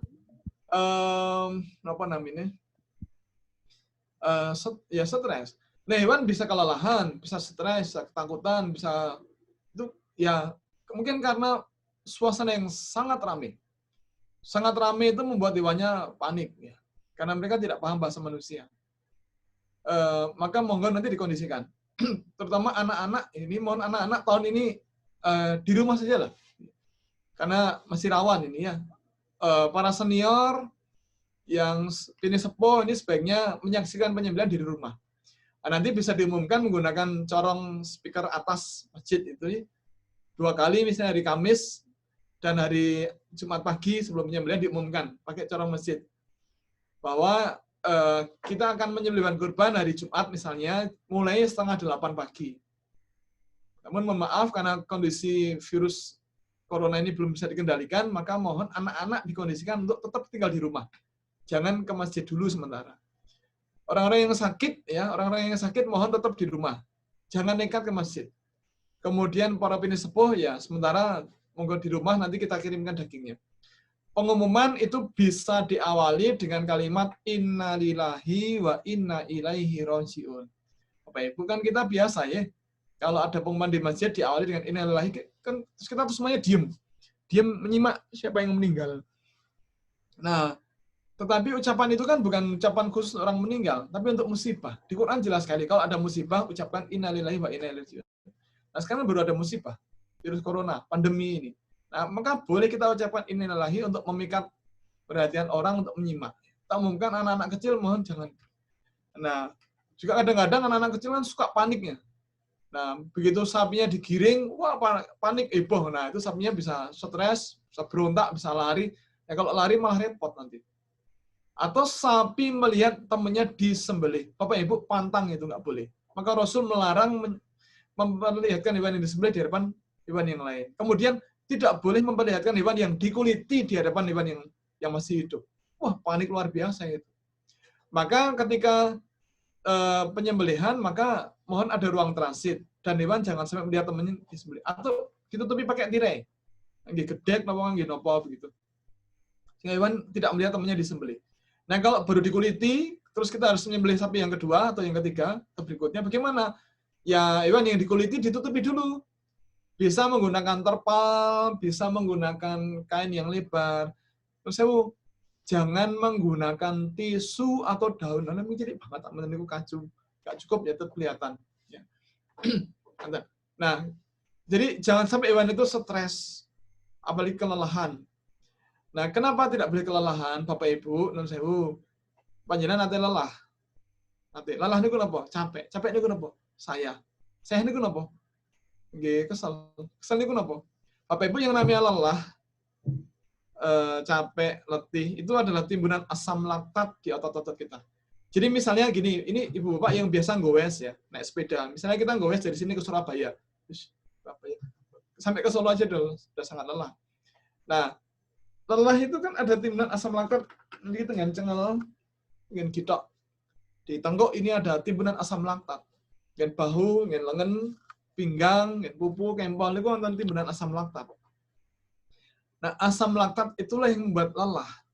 Bapak Ibu, yang namanya asam laktat, demi Allah, dia itu asam. Asam itu apa? Kecut.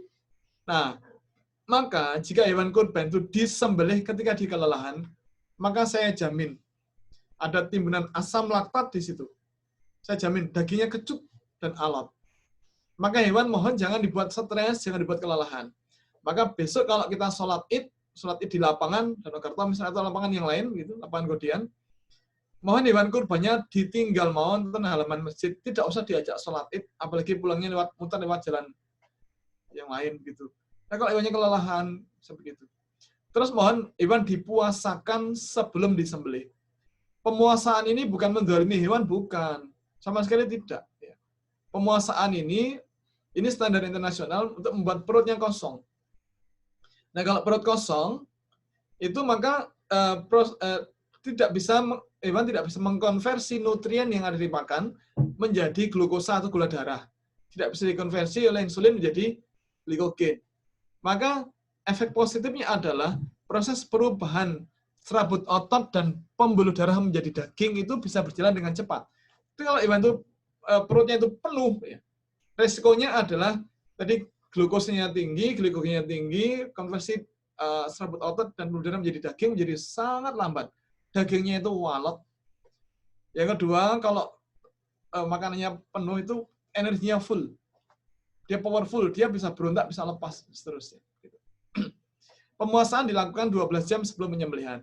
Jadi kalau besok akan kita sembelih di hari Jumat jam 7:30 karena Idul Adha, Udhiyah itu kan duha, pagi, 7:30 atau jam 7 begitu.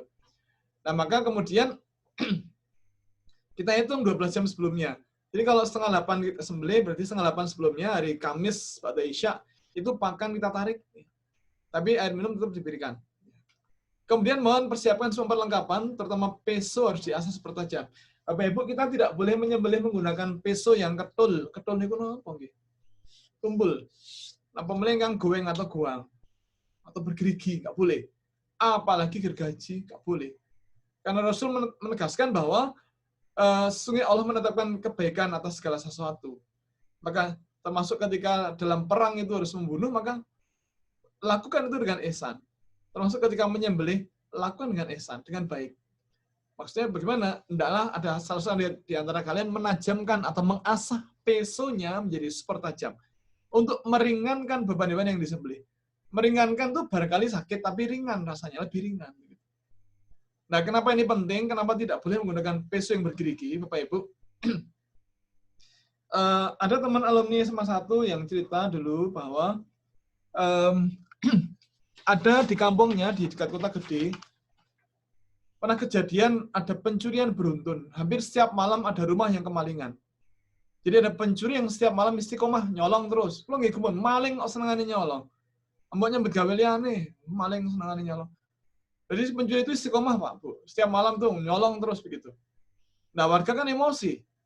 Nah, karena emosi kemudian mereka sepakat rondanya bersembunyi. Nah, suatu malam ada pencuri yang apes ketangkap. Diikat tangan dan kakinya terus diinterogasi, apa yang selama ini mencuri dia? Aku lah dia. Dia memang dia. Ada warga yang kalap, pulang Pak. Pulang ngapain pulang? Ambil gergaji. Itu kaki pencuri yang kanan digergaji Pak. Itu sakit nggak kira-kira? Wah, pencurinya bengkak-bengkak, minta ampun, tapi warga terlanjur kalap. Akhirnya kesakitan yang luar biasa dan akhirnya meninggal di tempat. Itulah yang akan terjadi di sapi kalau sapi disembelih tidak menggunakan peso yang tajam, tapi bergerigi. Maka hewan bisa mati bukan karena disembelih, tapi karena kesakitan yang luar biasa. Itu daging bisa haram. Maka monggo ini peso biasa super tajam. Bapak Ibu, kita boleh menggunakan peso-peso impor ataupun yang lokal. Impor mau merek yang Tramontina boleh, Victorinox boleh, FDIC boleh, atau yang Columbia atau Solingen boleh lah silakan. Apakah harus impor? Boten. Lokal pun banyak yang bagus. Peso-peso lokal buatan pandai lokal itu banyak yang bagus. Yang penting tajam. Monggo setelah peso diasah, dicek ketajaman. Kita bisa pakai kertas. Kita gunakan uji ketajaman. Peso diiriskan. Kalau kerek mengiris semuanya, berarti tajam. Tapi kalau ada bagian yang licin, jadi mengiris, ada bagian yang tidak mengiris, tapi dia licin, lusur gitu, berarti ini bagian yang tidak tajam. Cara ngecek bisa pakai itu. Atau menggunakan bulu ini, atau menggunakan kuku. Ini. Kalau ini tersendat gitu, seret, nah berarti dia tajam. Tapi kalau kemudian lancar, licin, berarti dia nggak tajam. Untuk kambing atau domba bisa menggunakan bila yang 20 cm, sapi yang bisa yang 30 cm minimal gitu ya. Kemudian ibu bapak mohon dengan sangat pengurus takmir atau panitia kurban menunjuk korlap. Jadi koordinator lapangan hari H. Tugasnya mengawasi semua orang yang terlibat harus mengikuti protokol COVID-19 dengan ketat. Semua orang harus pakai masker, harus. Nek mboten nonton, kalau ada yang nggak pakai masker, ya disuruh ngambil masker dulu. Nek ngeyel nggih mboten sapadu, nah malah karengan nggih. Panitia kurban atau masjid hendaklah menyediakan masker baru, beli masker pakai uang kas, kemudian diberi masker aja lah gitu. Daripada rame. Tapi kemudian kalau ada jagal dari luar, tolong jagal itu agak ketat Pak, karena ada oknum. Ini oknum. Oknum jagal yang kemudian sebenarnya sakit tapi bersandiwara pura-pura tidak sakit. Terus saya kalau di kota ini kan sekarang ongkos ngeliatin 400-an Pak.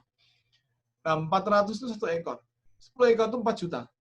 Maka jika ada oknum jagal yang sebenarnya sakit kemudian pura-pura tidak sakit, wah ini bahaya nih, bisa jadi ada klaster, kemudian naudzubillah min dzalik. Kemudian baringkan hewan ke arah kiblat, Bapak Ibu, kalau ke arah kiblat tentunya kepala diletakkan di sebelah selatan badan sapi karena di atas lambung kiri kan. Nah, kemudian jagal di sebelah timurnya. Tetapi membaringkan ke arah kiblat itu bukan kewajiban, itu hanyalah bukan kewajiban, tapi hanyalah adab saja. Maksudnya bagaimana? Maksudnya kalau terpaksa tidak bisa ke arah kiblat, itu sembelihannya tetap sah, dagingnya tetap halal, ya, tidak jadi haram. Betul. Kemudian pegang ikat keempat kaki dengan kuat. Kalau kambing atau domba cukup kita pegang pakai 2 tangan. Kalau sapi harus diikat kuat, karena jangan sampai kemudian dia kaget, kemudian lepas lari yang malah repot. Kemudian membaca minimal basmalah dan takbir. Bapak Ibu di Quran surat Al-An'am ayat 121, Allah menegaskan kepada kita bahwa kita tidak boleh memakan daging binatang yang tidak disebut nama Allah ketika disembelih. Maka membaca basmalah saat menyembelih itu rukun, itu kewajiban. Bagus kalau bismillahi Allahu Akbar. Nah, kemudian bagaimana dengan ucapan penyebutan sholawat, kemudian nama sahibul kurban, itu boleh, tapi tidak wajib, bukan rukun. Dibaca bagus, tidak pun nggak apa-apa. Maaf, kita kembali ke Muaisim di Saudi, di sebelah timur Mina. Di rumah potong hewan itu ada 2 juta lebih kambing kurban. Itu hampir tidak ada yang disebut nama sahibul kurbannya. Nah, jamaah hajinya dari berbagai negara ada jutaan, ada 2 juta lebih. Nah, bagaimana caranya nyebut nama sahibul kurbannya? Jadi tidak wajib. Tetapi kalau di kampung, di dusun itu kan hanya beberapa ekor. Hanya beberapa ekor disebutlah nama sahibul kurbannya. Hanya beberapa ekor kan, tidak sulit disebutkan. Tetapi andaikan tidak disebut nama sahibul kurbannya itu sah, nggak ada masalah. Doa-doa khusus boleh, misalnya Bismillah, Allahu Akbar, Allahumma hadza min keluarga Bapak Fulan, Rabbana taqabbal qurbana, boleh gitu. Bahkan Bapak Ibu, kalau kita kepengen ya, tidak hanya doa itu, tapi ditambah Al-Baqarah boleh full, Ali Imran boleh, An-Nisa full boleh, Al-Maidah boleh. Tetapi itu semuanya diucapkan, dibaca sebelum hewannya dibaringkan. Nah, kalau hewannya sudah dibaringkan, maka yang dibaca cukup Bismillahi Allahu Akbar. Kemudian cara membaringkan, mohon maaf, jangan dibanting ya, sapi ini jangan dibanting. Karena dia bisa stres, dia bisa memar, dan itu bisa berefek ke kualitas daging. Nah, ada banyak cara yang bagus yang sekarang sudah dianjurkan di berbagai tempat ya. Boleh menggunakan metode Barley. Ini salah ketik ya, ini salah ketik, harusnya menggunakan U. Itu ganti lin. Nah, metode Barley. Barley ini menggunakan seutas tali yang panjang, tengahnya, bagian tengah dililitkan di leher, kemudian turun ke bawah, silang di dada, naik ke atas, silang di punggung, kemudian turun ke bawah, tarik antara 2 selangkangan. Nah, karena sapi dibaringkan ke arah kiblat di atas lambung kirinya, berarti berbaringnya ke arah kiri. Nah, dari 2 tali itu yang ditarik adalah tali yang kanan.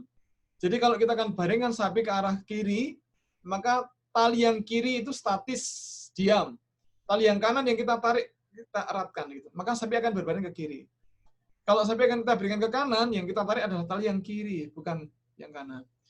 Jangan kanan kiri, kalau sapinya bingung. Sapinya bingung, karamu ngopoy. Nanti malah ele-elan kali sapi ini. Jadi yang tertarik yang kanan agar sapi berbaring ke kiri.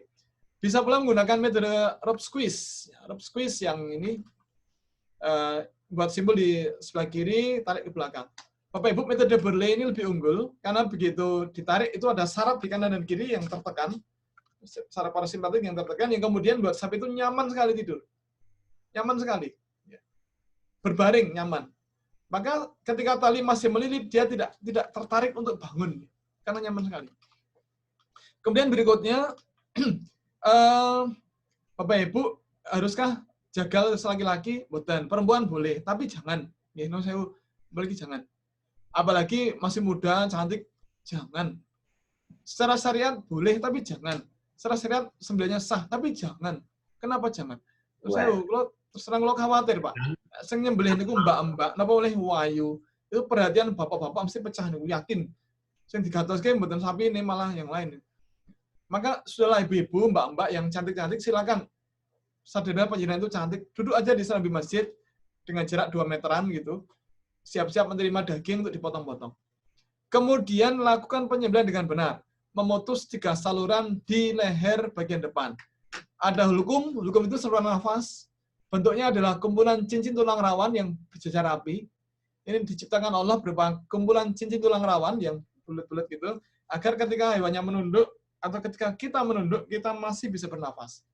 Kalau bentuknya adalah seperti selang air, maka pas nunduk nggak bisa nafas. Kemudian mari itu saluran makanan. Bentuknya fleksibel, bisa mulur, mengkerut. Terus ada 2 pembuluh darah di kanan dan di kiri, sebelah dalam dari kerongkongan. Nah, harus memutus itu. Nah, kalau yang diputus itu, maka harus di bawah kolom menjing.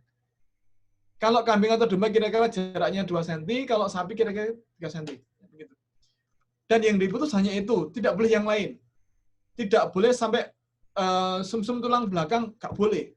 Itu pantang. Nah, kalau dilakukan itu kesalahan fatal. Bapak Ibu, nun sewu, izinkan saya cerita sedikit ya.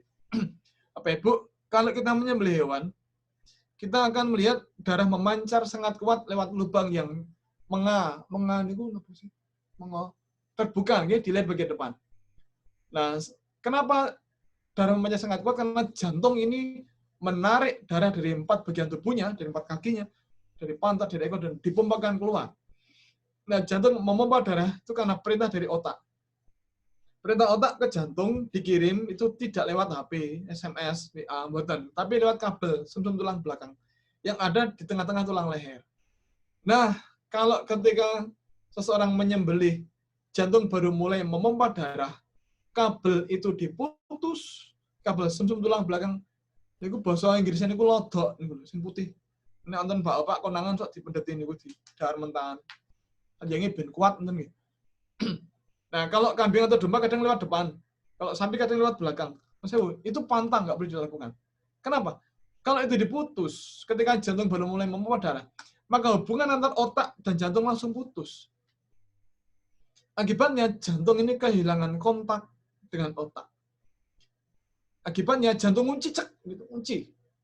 Yang ngunci mati.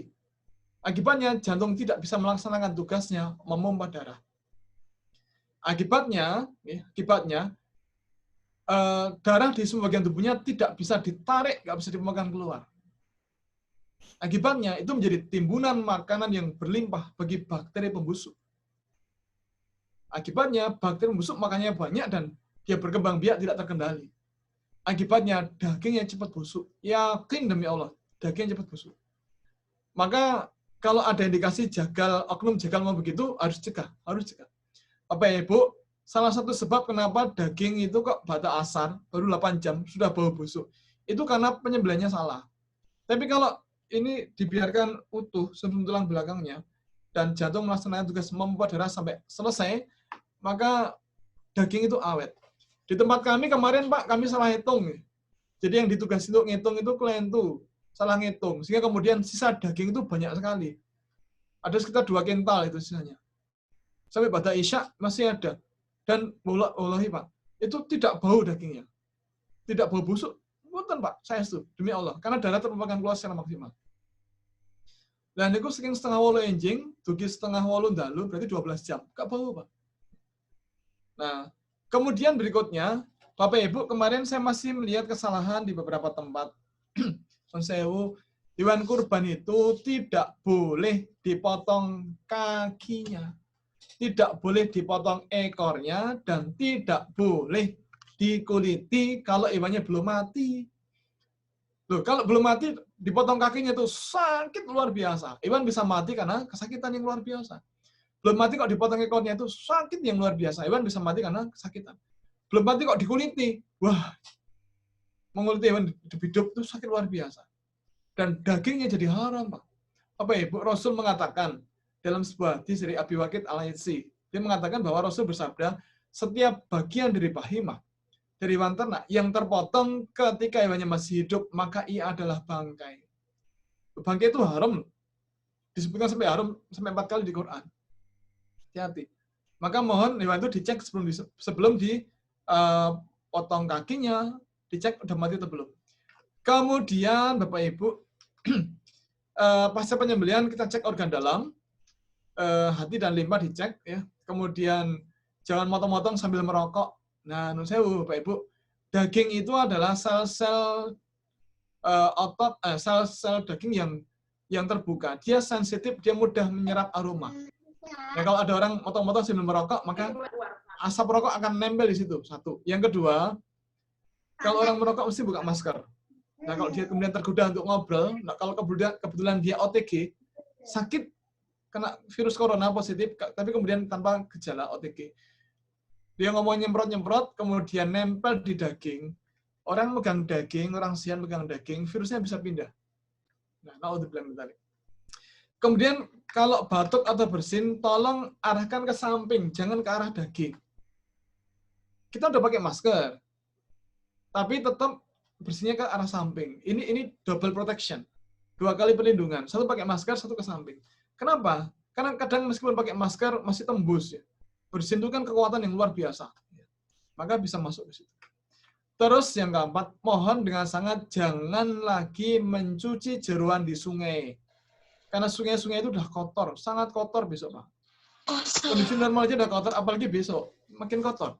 Maka sebaiknya kita membuat lubang tempat sampah, semacam tempat sampah di dekat penyembelihan, kemudian isi jeroan dibuang di situ, kemudian usus dipotong ujungnya, masuki selang air, bukan ke water torrent, mendorong isi usus keluar. Dan ini jauh lebih higienis, lebih bersih daripada kalau kita cuci jeroan di sungai. Kemudian Bapak Ibu, mohon dengan sangat, siapapun kita kalau akan menyentuh daging, tolong cuci tangan pakai sabun. Ibu-ibu nanti dibelikan plastik bening itu yang biasa untuk membuat roti. Jadi kalau megang daging pakai itu. Dan jangan meletakkan daging di tempat yang kotor, apalagi di tanah. Itu pantang.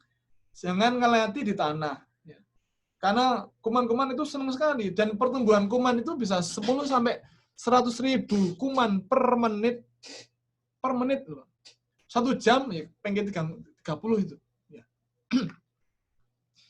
Nah, kemudian Bapak Ibu, mohon diingatkan tetangga kita, panitia kurban yang besok bertugas untuk motong-motong atau membersihkan daging dari tulang dari daging, tolong diingatkan, besok kalau membersihkan daging, tulang dari daging, tolong jangan terlalu bersemangat, sehingga tidak ada lagi sisa daging pada tulang. Mohon diingatkan, kita bukan mau menjual daging itu, tapi mau kita bagikan. Maka sisakan daging agak banyak pada tulang. Ini sekaligus mengangkat derajat tulang. Dan demi Allah, daging yang menempel di tulang itu enak sekali. Dimasak brongkos, atau dimasak tengkleng, atau gudeg, itu enak sekali. Nah, yakin besok jadi rayaan itu. Karena memang enak sekali.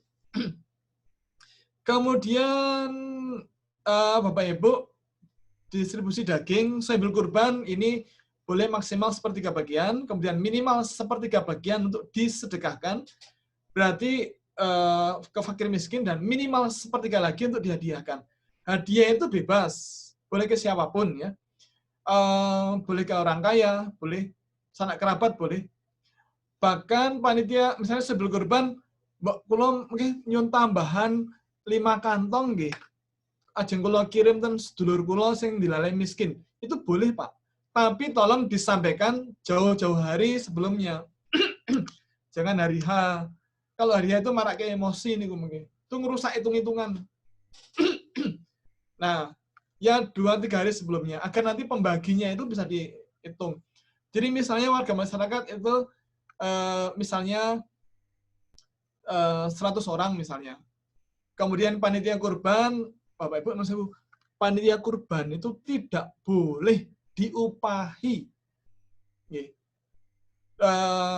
dari bagian tubuh hewan. Tidak boleh.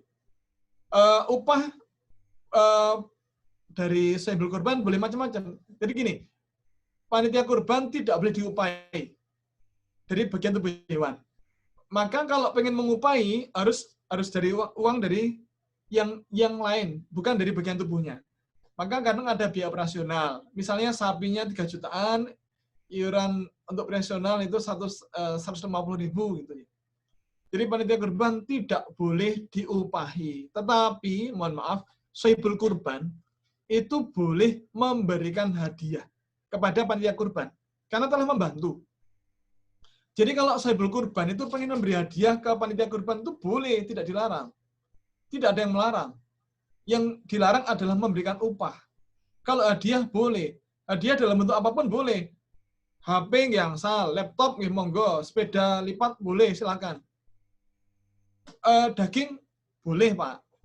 Karena minimal 1/3 bagian untuk dihadiahkan. Maka panitia kurban itu boleh mendapatkan hadiah. Mau setengah paket atau 1 paket boleh. Yang penting itu hadiah, bukan upah. Nah, jadi karena itu bentuknya hadiah maka boleh.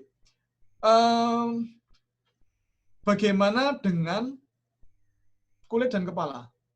Bapak Ibu, kulit dan kepala itu tidak boleh diberikan sebagai upah jagal, nggak boleh. Rasul melarang. ketika Rasul menugaskan menantu beliau, yaitu Sayyidina Ali, Rasul melarang Sayyidina Ali menjual kulit dan kepala hewan kurban itu. Maka yang paling baik adalah itu disedekahkan atau dihadiahkan atau dihibahkan ke rumah tahfiz atau pesantren atau panti asuhan ataupun yang lain. Itu yang paling bagus. Tapi kalau dirasa malah merepotkan, misalnya ada rumah tahfiz dapat kiriman kulit 1 lembar, bingung, ini didampaknya nih, didamel beduk, caranya pripun, bingung malahan, atau dijual kemana? Bapak Ibu, yang namanya pengumpul kulit itu hanya mau datang di tempat yang menyediakan kulit lebih dari 3. Kalau 1 lembar nggak akan didatangi, betul cucuk nih Bu. Akhirnya malah merepotkan. Nah, karena merepotkan, maka boleh ada inisiatif panitia kurban membantu atau memfasilitasi penjualan kulit bareng-bareng kolektif dijual. Kemudian hasil penjualan kulit itu boleh dihadiahkan, boleh dihibahkan ke tadi rumah tahfiz atau pesantren, panti asuhan, panti jompo, boleh begitu. Nah, oleh mereka mau dipakai untuk apa ya? Bebas loh, itu hadiah. Udah jadi milik mereka. Mau untuk beli komputer boleh, mau beli apapun boleh, silakan. Nah, boleh apa tidak kalau kemudian diwujudkan daging, kemudian jadi hasil penjualan kulit dan kepala diwujudkan daging, kemudian dibagi ke masyarakat, boleh. Diwujudkan belikan kambing lagi, kemudian disembelih, dibagi-bagi ke masyarakat, boleh. Bagi-baginya boleh bagi-bagi rata atau malamnya diadakan pengajian.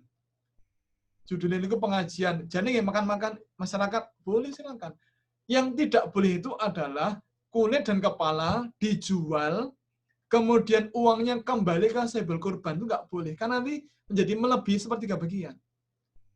Maka kemudian, supaya tidak melebihi 1/3 bagian, maka tidak boleh kembali ke sahibul kurban. Kalau bagi ke masyarakat, boleh. Kemudian Ibu Bapak, besok, jadi gini, yang namanya daging kurban itu, setelah dia pisah dari tubuh, pilihannya cuma 2. 1, segera dimasak, atau yang kedua, segera disimpan. Karena daging itu kan banyak gizinya. Gizi itu tidak hanya dibutuhkan oleh manusia, tapi mikroba-mikroba pembusuk pun dia butuh nutrien untuk hidup. Maka setelah pisah dari tubuh hewan dan dipotong-potong, maka pilihannya cuma 2. 1, segera dimasak, atau segera disimpan.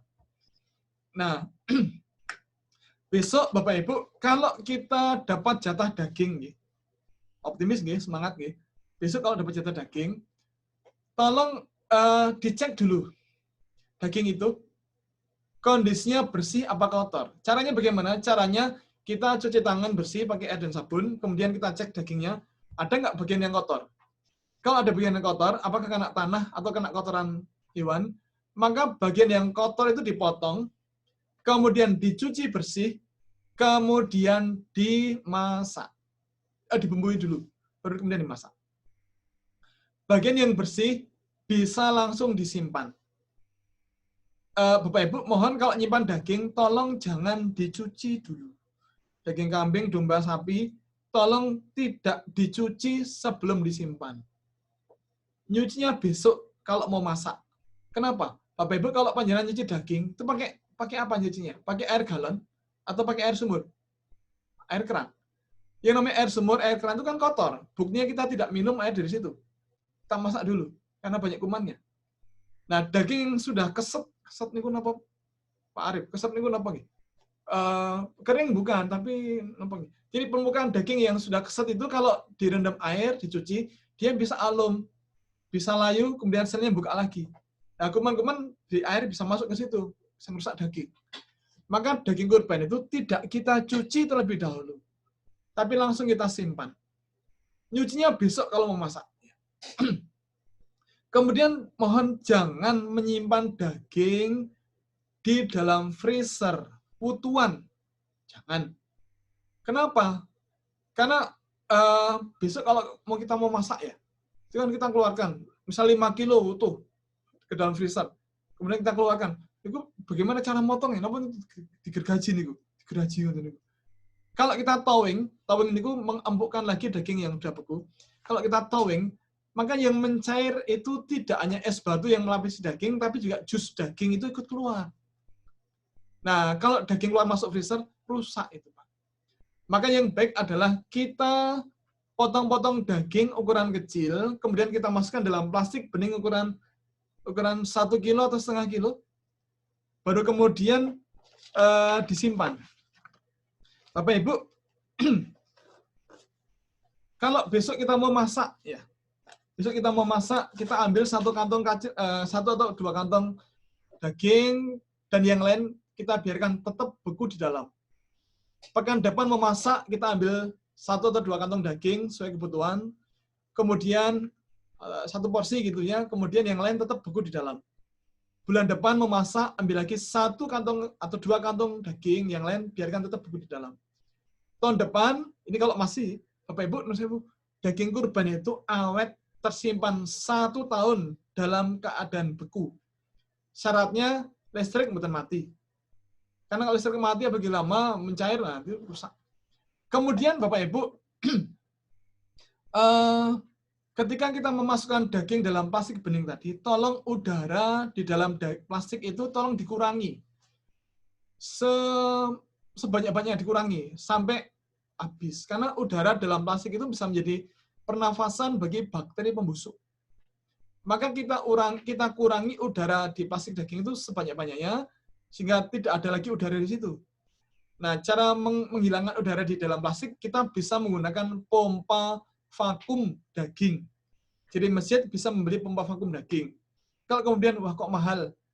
Ya gini, kita bisa membeli alat vakum yang sederhana. Sekarang ini banyak, Pak, alat vakum daging, plastik daging itu yang sederhana. Saya pernah lihat di pasar itu ada yang harganya cuma berapa ya?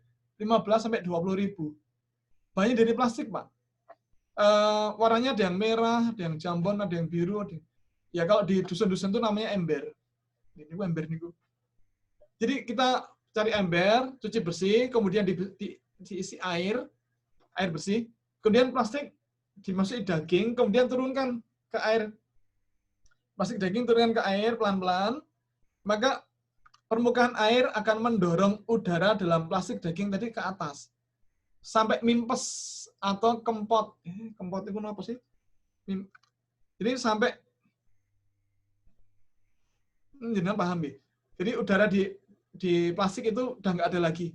Kemudian segera dibundeli agar udara tidak masuk lagi.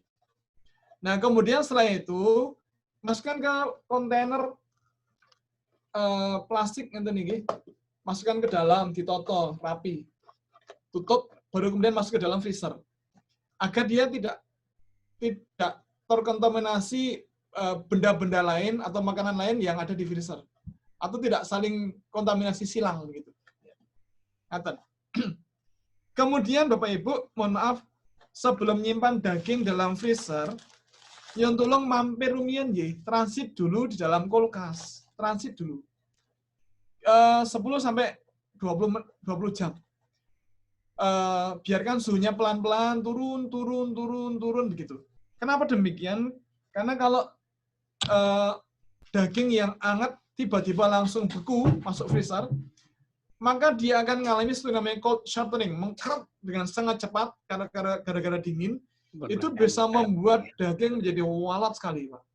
Parit, ya. Maka biarkan suhunya turun pelan-pelan di kulkas. Kulkas itu tulisnya COOLCASE, kulkas. Kita bacanya kulkas. Kulkas. Nah, suhunya turun pelan-pelan dan seterusnya. 10-20 jam. Ya tergantung performa kulkas yang kita miliki. Kalau masih baru ya 10 jam cukup. Terakhir, sebagai penutup, udah jam 7 lebih sedikit ini. Kalau 8 menit. Bapak Ibu, terakhir sebagai penutup, bagaimana cara mengempukkan daging? Bapak Ibu, kalau kita keliru cara mengempukkan, itu dagingnya bisa rusak. Nah, maka saya ingin matur bagaimana cara mentowing atau mengempukkan daging yang benar. Nah, ada 2 macam towing atau proses pengempukan daging lagi dari beku menjadi normal lagi. Bisa menggunakan cara yang slow towing. slow itu lambat, towing itu pengembuan. Jadi misalnya nanti malam atau besok pagi itu ada saudara mau datang atau calon besan mau datang dari luar kota. Nah, maka sekarang kita pindah daging beku itu ke dalam kulkas atau refrigerator atau peti sejuk yang di bawah. Letakkan di bawah. Biarkan selama 12 jam suhunya naik pelan-pelan. Dari beku naik dari 5 derajat, 7, 10, 13 sampai suhu normal. Suhu sejuk 21 derajat. Nah, setelah dia kembali empuk, nanti tinggal dibuka plastiknya, kemudian dicuci bersih, ditiriskan, dimasak. Itu kalau tamunya datangnya nanti malam atau besok pagi. Tapi kalau kita dapat kabar tamunya mau datang nanti siang, pada duhur, ya, maka kita lakukan fast thawing. Thawing dengan cara cepat. Nah, caranya bukan menggunakan air panas, boten. Bapak Ibu, air panas memang bisa mengempukkan daging dengan sangat cepat, tetapi gizinya rusak, proteinnya denaturasi, rusak. Gizinya menjadi berantakan. Maka caranya adalah kita letakkan daging yang masih terbungkus rapat dalam plastik di dalam baskom atau ember, letakkan di bawah air keran. Buka air kerannya itu. Buka kerannya, biarkan airnya mengalir, mengisi dan merendam daging. Airnya berganti. Kalau air tidak berganti, maka suhunya naiknya akan berhenti karena ada asas black. Tapi biarkan air mengalir dan berganti. Nah, kemudian sampai kita cek sampai daging jadi empuk lagi. Nah, setelah kita yakin empuk, maka plastiknya dipecah, dibuka, kemudian dicuci, dibilas, dicuci bilas sampai bersih, gitu. Nah, setelah kita yakin bersih, kemudian bisa ditiriskan, ditos, kemudian diiris-iris sesuai kebutuhan, kemudian diberi bumbu. Nah, setelah siap nanti ya tinggal dimasak begitu. Nah, setelah dimasak, pun mateng, ini nomor ini sakit dihubungi, Pak. Pun mateng. Atau lewat GoSend atau GoFriend juga bisa. Saya kira demikian. Ini gojekan lho, Pak. Mantap penutupnya. Saya kira demikian, Ibu Bapak. Mudah-mudahan ada manfaatnya. Mohon maaf, ini dari belandang setengah jam. Demikian mudah-mudahan ada manfaatnya. Mohon maaf atas semua khilaf. Assalamualaikum warahmatullahi wabarakatuh. Waalaikumsalam warahmatullahi wabarakatuh. Bapak Ibu jamaah jihadi virtual dari pimpinan cabang Muhammadiyah Gudian. Tentunya ini kita berharap dua arah, tidak hanya satu arah. Saya akan mengawali dulu ini yang terjadi di masyarakat, Ustadz Nanung. Tadi disampaikan di saat proses penyembelian, nanti mungkin ada penanya lagi, akan kami berikan kesempatan. Yang pertama saya dulu. Ini tadi terkait dibaringkan ternak menghadap ke arah kiblat. Kalau masyarakat di pedesaan menghadap kiblatnya itu hampir sama seperti ketika orang mengubur jenazah, jadi kepala itu di sisi utara. Tapi tadi di presentasi Ustadz Nanung itu disebutkan kepala di selatan dan keempat kaki di barat. Nah, ini mohon penjelasan. Yang dimaksud menghadap ke arah kiblat bagi hewan ternak itu bagaimana? Dan yang kedua, tadi juga di awal sempat slide-nya disampaikan Ustadz Nanung terkait memotong kuku dan rambut. Nah, kiranya ketika di awal Dzulhijjah di media sosial itu mesti sudah banyak sekali beredar. Awas tanggal 1 Dzulhijjah dimulai hari Rabu 20 Juli ya Pak. Juli kemarin ya. Yang mau berkorban tidak boleh memotong rambut dan kuku. Nah, ini saya kemarin mendapatkan kajian, ternyata ini perlu, karena terus terang keilmuan kita kurang ya Ustadz Nanung, perlu penjelasan dari panjenengan. Yang tidak boleh dalam artian memotong kuku dan rambut itu, apakah memang yang akan berkorban atau hewan korbannya itu yang tidak boleh dipotong, karena diriwayatkan dahulu memang ketika orang-orang dulu ketika akan melakukan hewan korbannya itu di salon. Nah, mohon penjelasan. Itu dua pertanyaan Ustadz Nanung dan saya. Di salon. Di salon makanya rambutnya dibuat bagus, dipotong-potong, nah kayak gitu. Nah, itu diriwayatkan gitu. Maka mohon penjelasan. Oke. Bapak Ibu yang saya hormati dan yang dimuliakan Allah Subhanahu wa taala. Ulama beda pendapat tentang makna memotong rambut dan kuku. Sebagian ulama berfatwa bahwa seluruh sahibul kurban ketika sudah memasuki bulan Dzulhijjah, maka hendaknya tidak memotong rambut dan kuku sahibul kurban itu. Begitu. Karena ada hadis dari Ummu Salamah, beliau mendengar dari Nabi SAW bersabda, jika kalian melihat hilal Dzulhijjah dan seorang tidak berkurban, maka hendaknya ia membiarkan semua rambutnya dan semua kukunya. Nah, di sini kemudian ulama beda pendapat. Karena rambut dan kuku ini rambut dan kuku dari hewan kurbannya atau dari sahibul kurbannya. Maka ada yang berpendapat ini rambut dan kuku dari sahibul kurban. Itu pendapat yang pertama. Ada pula pendapat yang kedua, yang berpendapat itu bukan rambut dan kuku hewan sahibul kurbannya, tapi kurbannya atau hewan kurbannya. Nah, pemaknaan secara dhamir dari akar kata nya dari rambut dan kuku ini menuju kepada sahibul kurban atau pada hewan kurbannya. Nah, kalau dicermati ternyata itu ngarahnya itu pada hewan kurbannya. Makanya ada hadis yang berikutnya, apabila 10, sama ini dari Ummu Salamah, tapi redaksinya agak beda. Apabila 10 hari pertama Dzulhijjah telah masuk dan seorang di antara kalian tidak berkurban, maka janganlah menyentuh atau memotong rambut dan kulitnya sedikit pun hingga selesai berkurban. Menyentuh rambut dan kulit.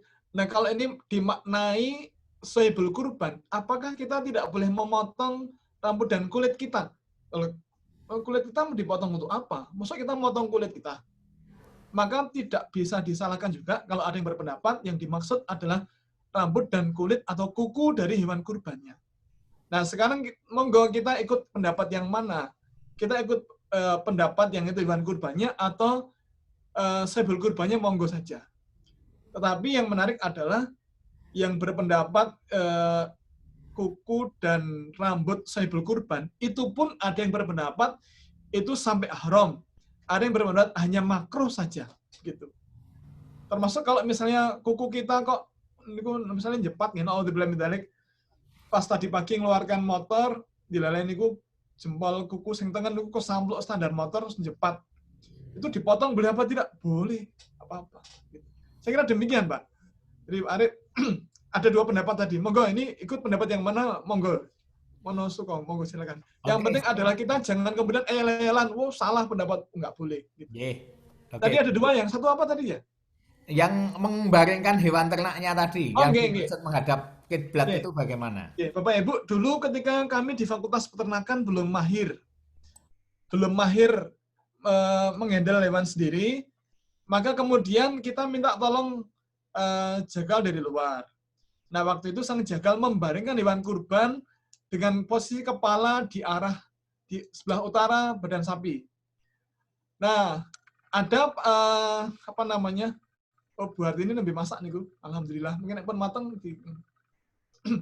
Jadi, Bapak Ibu, maaf, waktu itu dibaringkan hewan kurban dengan arah kepala di sebelah utara. Nah, ada teman melihat, kemudian mengatakan, Pak Nun Sewu, nyon tulung hewannya dibaringkan ke arah kiblat. Loh Mas, ini kan pun ke arah kiblat. Nggih Pak, mboten mesti ke arah kiblat niku ndase niku ten kidul. Oh, mboten Mas. Jadi dibantah sama jagalnya. Mboten Mas, yang betul kalau ke arah kiblat itu kepalanya di utara Mas. Mboten Pak, kepalanya di selatan. Mboten Mas, di utara. Mas, Nun Sewu, kalau orang meninggal dibaringkan ke arah kiblat, itu kan kepalanya di utara, Mas. Pak, niki sapi. Niki sanes orang meninggal, niki sapi. Bapak Ibu, Nun Sewu, bagaimana tuntunan Rasul? Disebutkan dalam sebuah hadis, Rasul ketika menyembelih hewan kurban, itu beliau membaringkan hewan di atas lambung kirinya. Lambung kiri niku pundi? Lambung kiri kan niki, Pak. Lambung kiri kan niki. Nah, kalau dia lambung kirinya kan berarti niki kula madhep ngiran nggih. Kan berarti kelihatan Pak. Berarti kepalanya di selatan, bukan di utara. Nah, tetapi Nun Sewu Bapak Ibu sepindah malih membaringkan hewan ke arah kiblat itu bukan rukun. bukan kewajiban, itu hanya adab saja. Anda terpaksa tidak bisa ke arah kiblat niku mboten napa-napa, niku namung adab. Cuma yang menarik adalah ketika kami jalan-jalan ke Muaisim di rumah potong hewan di Muaisim, ya kebetulan boleh masuk begitu. Nah, kami melihat semua jagal itu memutar badan, menghadapkan dirinya ke arah kiblat ketika menyembelih. Ini menarik, Pak. Jadi meskipun bukan kewajiban, tetapi para jagal yang bertugas di Muaisim itu semuanya membaringkan hewan ke arah kiblat. Minimal badan beliau itu ke arah kiblat. Jadi putar badan gitu. Ngaten Pak Arif. Kalau alam bisa. Terima kasih sebagai menjadi lebih jelas. Terima kasih Ustaz Nanop. Kami berikan kesempatan kepada Bapak Ibu. Ada kesempatan masih 10 menit sampai dengan kita tutup agendakan pukul 8 ya, tapi nanti bisa dinamis. Tentunya ini topik menarik. Silakan Bapak Ibu seluruh audien yang berada dalam forum U-Meeting ini, silakan yang akan bertanya. Langsung saja mic-nya untuk di on-kan atau untuk di unmute atau silahkan raise hand. Silahkan Bapak Ibu. Assalamualaikum. Waalaikumsalam warahmatullahi wabarakatuh. Pak Wahdan. Ustaz, Ya. ya ini mau kaitan dengan tadi bahwa kurban harus cukup umur. Jadi saya itu pernah menerima hewan kurban dari suku Jawa, itu diantarkan langsung oleh penjualnya. Kondisinya itu memang sebenarnya saya tolak, tetapi itu sudah putus dari sekolah. Dia tetap di save, Pak. Nah, itu setelah itu sampaikan kepada sekolah itu, Pak, ini hanya beri bantuan yang layak gitu. Setelah itu tahun berikutnya juga sama, Pak. Nah, ini Iku tasnya sampai nomor dari dewasa nggih? Pak Iya, Wahdan. masih belum. Nggih. Nah, ini kita harus juga bukan dari Bapak ini, kita nanti kami juga akan menolak seperti itu, Pak. Jadi, nampak yang memberikan bantuan berupa harusnya dapatnya seperti itu. Nah, langsung ke tempat kami. Biasanya bersalah itu bawa ke Sadun, baru dikirimkan ke sekolah ini. Nggih. Terima kasih itu tadi. Kemudian yaitu kaitannya dengan apa daging yang tadi. Biasa juga sebelum dimasak itu biar empuk itu di tipis itu dipukul secara gatal. Itu aja Pak, terima kasih. Nah, diulang sing terakhir di kemana, Pak? Ben Mbok pripun? Yang dua tentang daging Nggih. yang digunakan merah apa menjadi empuk. Nah, biasanya kami itu kami pun agak tipis biar empuk itu dia pukul betul loh apa itu kelihatan gimana Pak, bagus apa enggak gitu. Nggih. Ada dua hal. Bapak Ibu, pertama monggo bagian tim pengadaan hewan kurban baik di sekolah maupun di masjid, kalau mendapatkan amanah untuk mencarikan hewan kurban, tolong kita amanah mencari yang telah memenuhi syarat. Jangan membeli hewan kurban yang masih belum memenuhi syarat, yang belum dewasa ataupun yang memang tidak memenuhi syarat. Nah, kalau kita sebagai panitia kurban kemudian dapat hewan kurban yang belum memenuhi syarat, maka sebaiknya kita sampaikan kepada sahibul kurbannya bahwa ini belum memenuhi syarat. Pernah dulu kejadian di kampung kami, ada ibu-ibu yang nonton kambing kurban, bukan kambing, domba kurban. Kemudian saya kebetulan pas niat, saya nanya, Bu, agak menapa ya ibunya? Lagi kurban, Mas. Loh, nun sewu niki dereng sah, Bu, niki tasih anak-anak. Niki mendane tasih alit dereng dewasa. Mboten Mas, niki pun dewasa, niki pun gede. Dereng Bu, niku tasih anak-anak. Dereng dewasa, niku dereng poel. Mpun Mas, niki pun poel, Mas. Ngomong sinten Bu niku? Bakule, jenengan dihapusi bakule. Bu, niki dereng poel. Mbok cepet Mas diteliki. Nah, kemudian Bapak Ibu pelan-pelan saya buka bibirnya. Bibir mendane lho nggih, sanes Ibu. Bibir mendane kalau buka sekedhik ngoten niku, Ternyata betul Bapak Ibu, nun sewu. Ternyata gigi hewan kurbannya memang ompong. Bapak Ibu, inilah nun sewu. Poel itu artinya apa? Poel itu bukan ompong, bukan tanggal. Poel itu berganti gigi. Ya memang berganti gigi itu mulai dari apa namanya tet, tanggal rien, putol napa potol, putol rien napa potol rien, kemudian tumbuh ya. Tapi kalau kemudian kita maknai poel sebagai ompong, ini panjenengan sakit kapusan. Tetangga kami kapusan, Pak. Yang namanya poel itu, gambarnya pun tiga. Sekedap.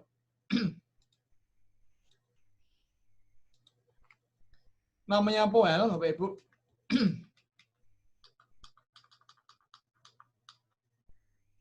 Poel itu selalu berpasang-pasangan. Satu pasang, satu pasang, satu pasang, satu pasang. Gak pernah 1,5 pasang. Lah waktu itu saya lihat domba itu giginya yang potol itu bukan 2 tapi 3. Ini aneh, gak masuk akal. Masuk potol kok sampai 3. Ternyata ada oknum oknum penjual itu main kasar, Pak. Angge catut, angge tang, cepol gitu. Wah, itu mesti sakit banget. Yang dicabut 2, yang cabut 3, Pak. Maka hati-hati. Kalau membeli hewan kurban, kita harus cermat betul. Nah, maka waktu itu saya sampaikan, Bu, niki niku dereng dewasa. Mbok niki mung tes wonten wedal dijualke, Bu, daripada kurban jenengan mboten sah. Karena belum memenuhi syarat. Nah, kalau tidak memenuhi syarat, maka tidak sah untuk kurban. Nah, nek misalnya piyambak niku ngeyel, nggih pun resiko ditanggung saibul kurbannya. Kita sudah mengingatkan begitu. Tuh, yang pertama. Yang kedua mengenai daging yang empuk. Bapak Ibu, daging empuk itu bisa dari hewan yang masih muda. Itu lebih empuk. Tetapi untuk kurban, kita disyaratkan membeli hewan kurban, menyediakan hewan kurban yang sudah dewasa. Kenapa dewasa? Kalau dewasa itu kan badan sudah penuh. Maka yang dibagikan ke masyarakat bisa lebih banyak. Kalau masih muda mungkin empuk, tapi kan sedikit dagingnya. Nah, lalu bagaimana trik agar empuk, Bapak Ibu? Ada beberapa trik, ini rahasia nggih, rahasia. Niki hanya saya sampaikan ke panjenengan. Enjing niki, nek bijang nggih, tiyang sanes nggih kula sampaikan. Wingi-wingi nggih. Cara membuat empuk itu satu, daging dilayukan atau diangin-anginkan, dibiarkan sebentar. Bapak Ibu, kalau di rumah potong hewan, sapi itu disembelih itu tengah malam. Jam 12, jam 1, paling telat setengah 2. Kemudian dijualnya pagi. Ada waktu kira-kira 5 sampai 6 jam, itu membuat proses namanya rigor mortis berjalan dengan sempurna. Rigor mortis itu perubahan konversi antara serabut otot dan pembuluh darah menjadi daging. Itu butuh waktu kira-kira 5 sampai 7 jam. Nah, itulah sebabnya kenapa kalau daging sapi kurban disembelih pagi, langsung dipotong dagingnya, terus dimasak. Ini karena bentuknya itu masih serabut otot dan pembuluh darah. Belum terkonversi menjadi daging. Nah, supaya yang dimasak untuk panitia kurban itu empuk, maka triknya adalah kita pinjam uang kas masjid untuk membeli daging hari Kamis, kemudian dimasak itu. Nah, besok uang pinjaman itu dikembalikan dari hasil penjualan kulit, misalnya, kembalikan. Bisa begitu. Nah, jadi tips pertama, gitu. Yang kedua, biar empuk, cara mengiris daging itu memotong arah serat. Seratnya itu ngalor ngidul, motongnya ke timur barat. Jadi seratnya ke sana, ya motongnya begitu. Jangan segaris serat, ini walot mungkin. Yang ketiga, biar empuk, masaknya presto, tapi awis. Atau masaknya lama gitu. Kemudian bisa empuk lagi juga menggunakan ini daun pepaya. Papain yang ada di daun pepaya itu bisa memecah protein glutamat dan aneka macam protein otot yang alat-alat itu nanti akan diurai oleh papain. Itu protease, enzim pencerna protein yang ada pada daun pepaya. Itu bisa nanti mengurai jadi empuk gitu. Atau cara lain, ada yang kemudian meletakkan beling, ya ben pecahan kaca. Anu lah, napa namine gelas, ben gelas. Napa nggih? Sing kaca-kaca sing masif nggih. Asbak, tapi asbak sing anyar nggih. Dikumbah riyen dicuci, masukkan situ. Atau logam. Sendok logam disebutke. Agar suhu panasnya itu merata di dalam. Nah, karena semakin tinggi suhu panasnya, maka protein itu akan terurai. Protein-protein yang alat seperti elastin, aktin, miosin, itu protein otot itu nanti akan terurai menjadi empuk. Ngaten kira-kira. Ngaten nih Pak Wahdan nggih. Allah alam bisa. Nggih, matur nuwun. Jam 8. Deh Pak Wahdan, mungkin ada satu penanya lagi Bapak Ibu, kami berikan kesempatan. Satu. Terakhir nggih. Terakhir. Nggih, terakhir ini. Bapak Ibu. Suaranya pernah jeung telas. Oke, sepertinya sudah tidak ada Ustadz Nanung, semuanya sudah jelas. Nanti lebih lanjut bisa mungkin Japri atau via WA. Dan terakhir permohonan Ustadz Nanung mohon berkenan materi presentasi PPT tadi berkenan bisa dikirimkan ke WA saya atau Anda nanti biar dibagikan untuk jamaah Ustadz Nanung. Nggih, insyaallah kula kinten mangke. Oke. Sebagai penutup silahkan Ustadz Nanung untuk ditutup dengan doa untuk mengawali aktivitas pagi di hari Ahad ini. Kami persilahkan Ustadz Nanung untuk menutup dengan doa. Oke, Bapak Ibu, monggo kita sejenak tundukkan kepala kita. Mudah-mudahan Allah Subhanahu wa taala berkenan untuk menerima amal ibadah kita, terutama amal ibadah kurban kita. Sekaligus mudah-mudahan Allah Subhanahu wa taala berkenan menyelamatkan kita dari wabah COVID-19 ini. Mudah-mudahan Allah tidak mengizinkan virus corona hinggap dan menginfeksi tubuh kita. Ridho ilah bi syawati Rasulillah Al-Fatihah. A'udzubillahi minasyaitonirrajim. Bismillahirrahmanirrahim. Alhamdulillahirabbil alamin. Arrahmanirrahim. Maliki yaumiddin. Iyyaka na'budu wa iyyaka nasta'in. Ihdinas shiratal mustaqim. Shiratal ladzina an'amta 'alaihim ghairil maghdubi 'alaihim waladdallin. Amin. Bismillahirrahmanirrahim. Alhamdulillahirabbil alamin. Hamdan syakirin, hamdan na'imin, hamdan yafi ni'amahu wa yukafi'u mazidah. Ya Rabbana lakal hamdu kama yanbaghi li jalali wajhikal karim wa adhimi sultanik. Allahumma shalli wa sallim wa barik ala sayyidina Muhammadin wa ala alihi wa sahbihi ajmain.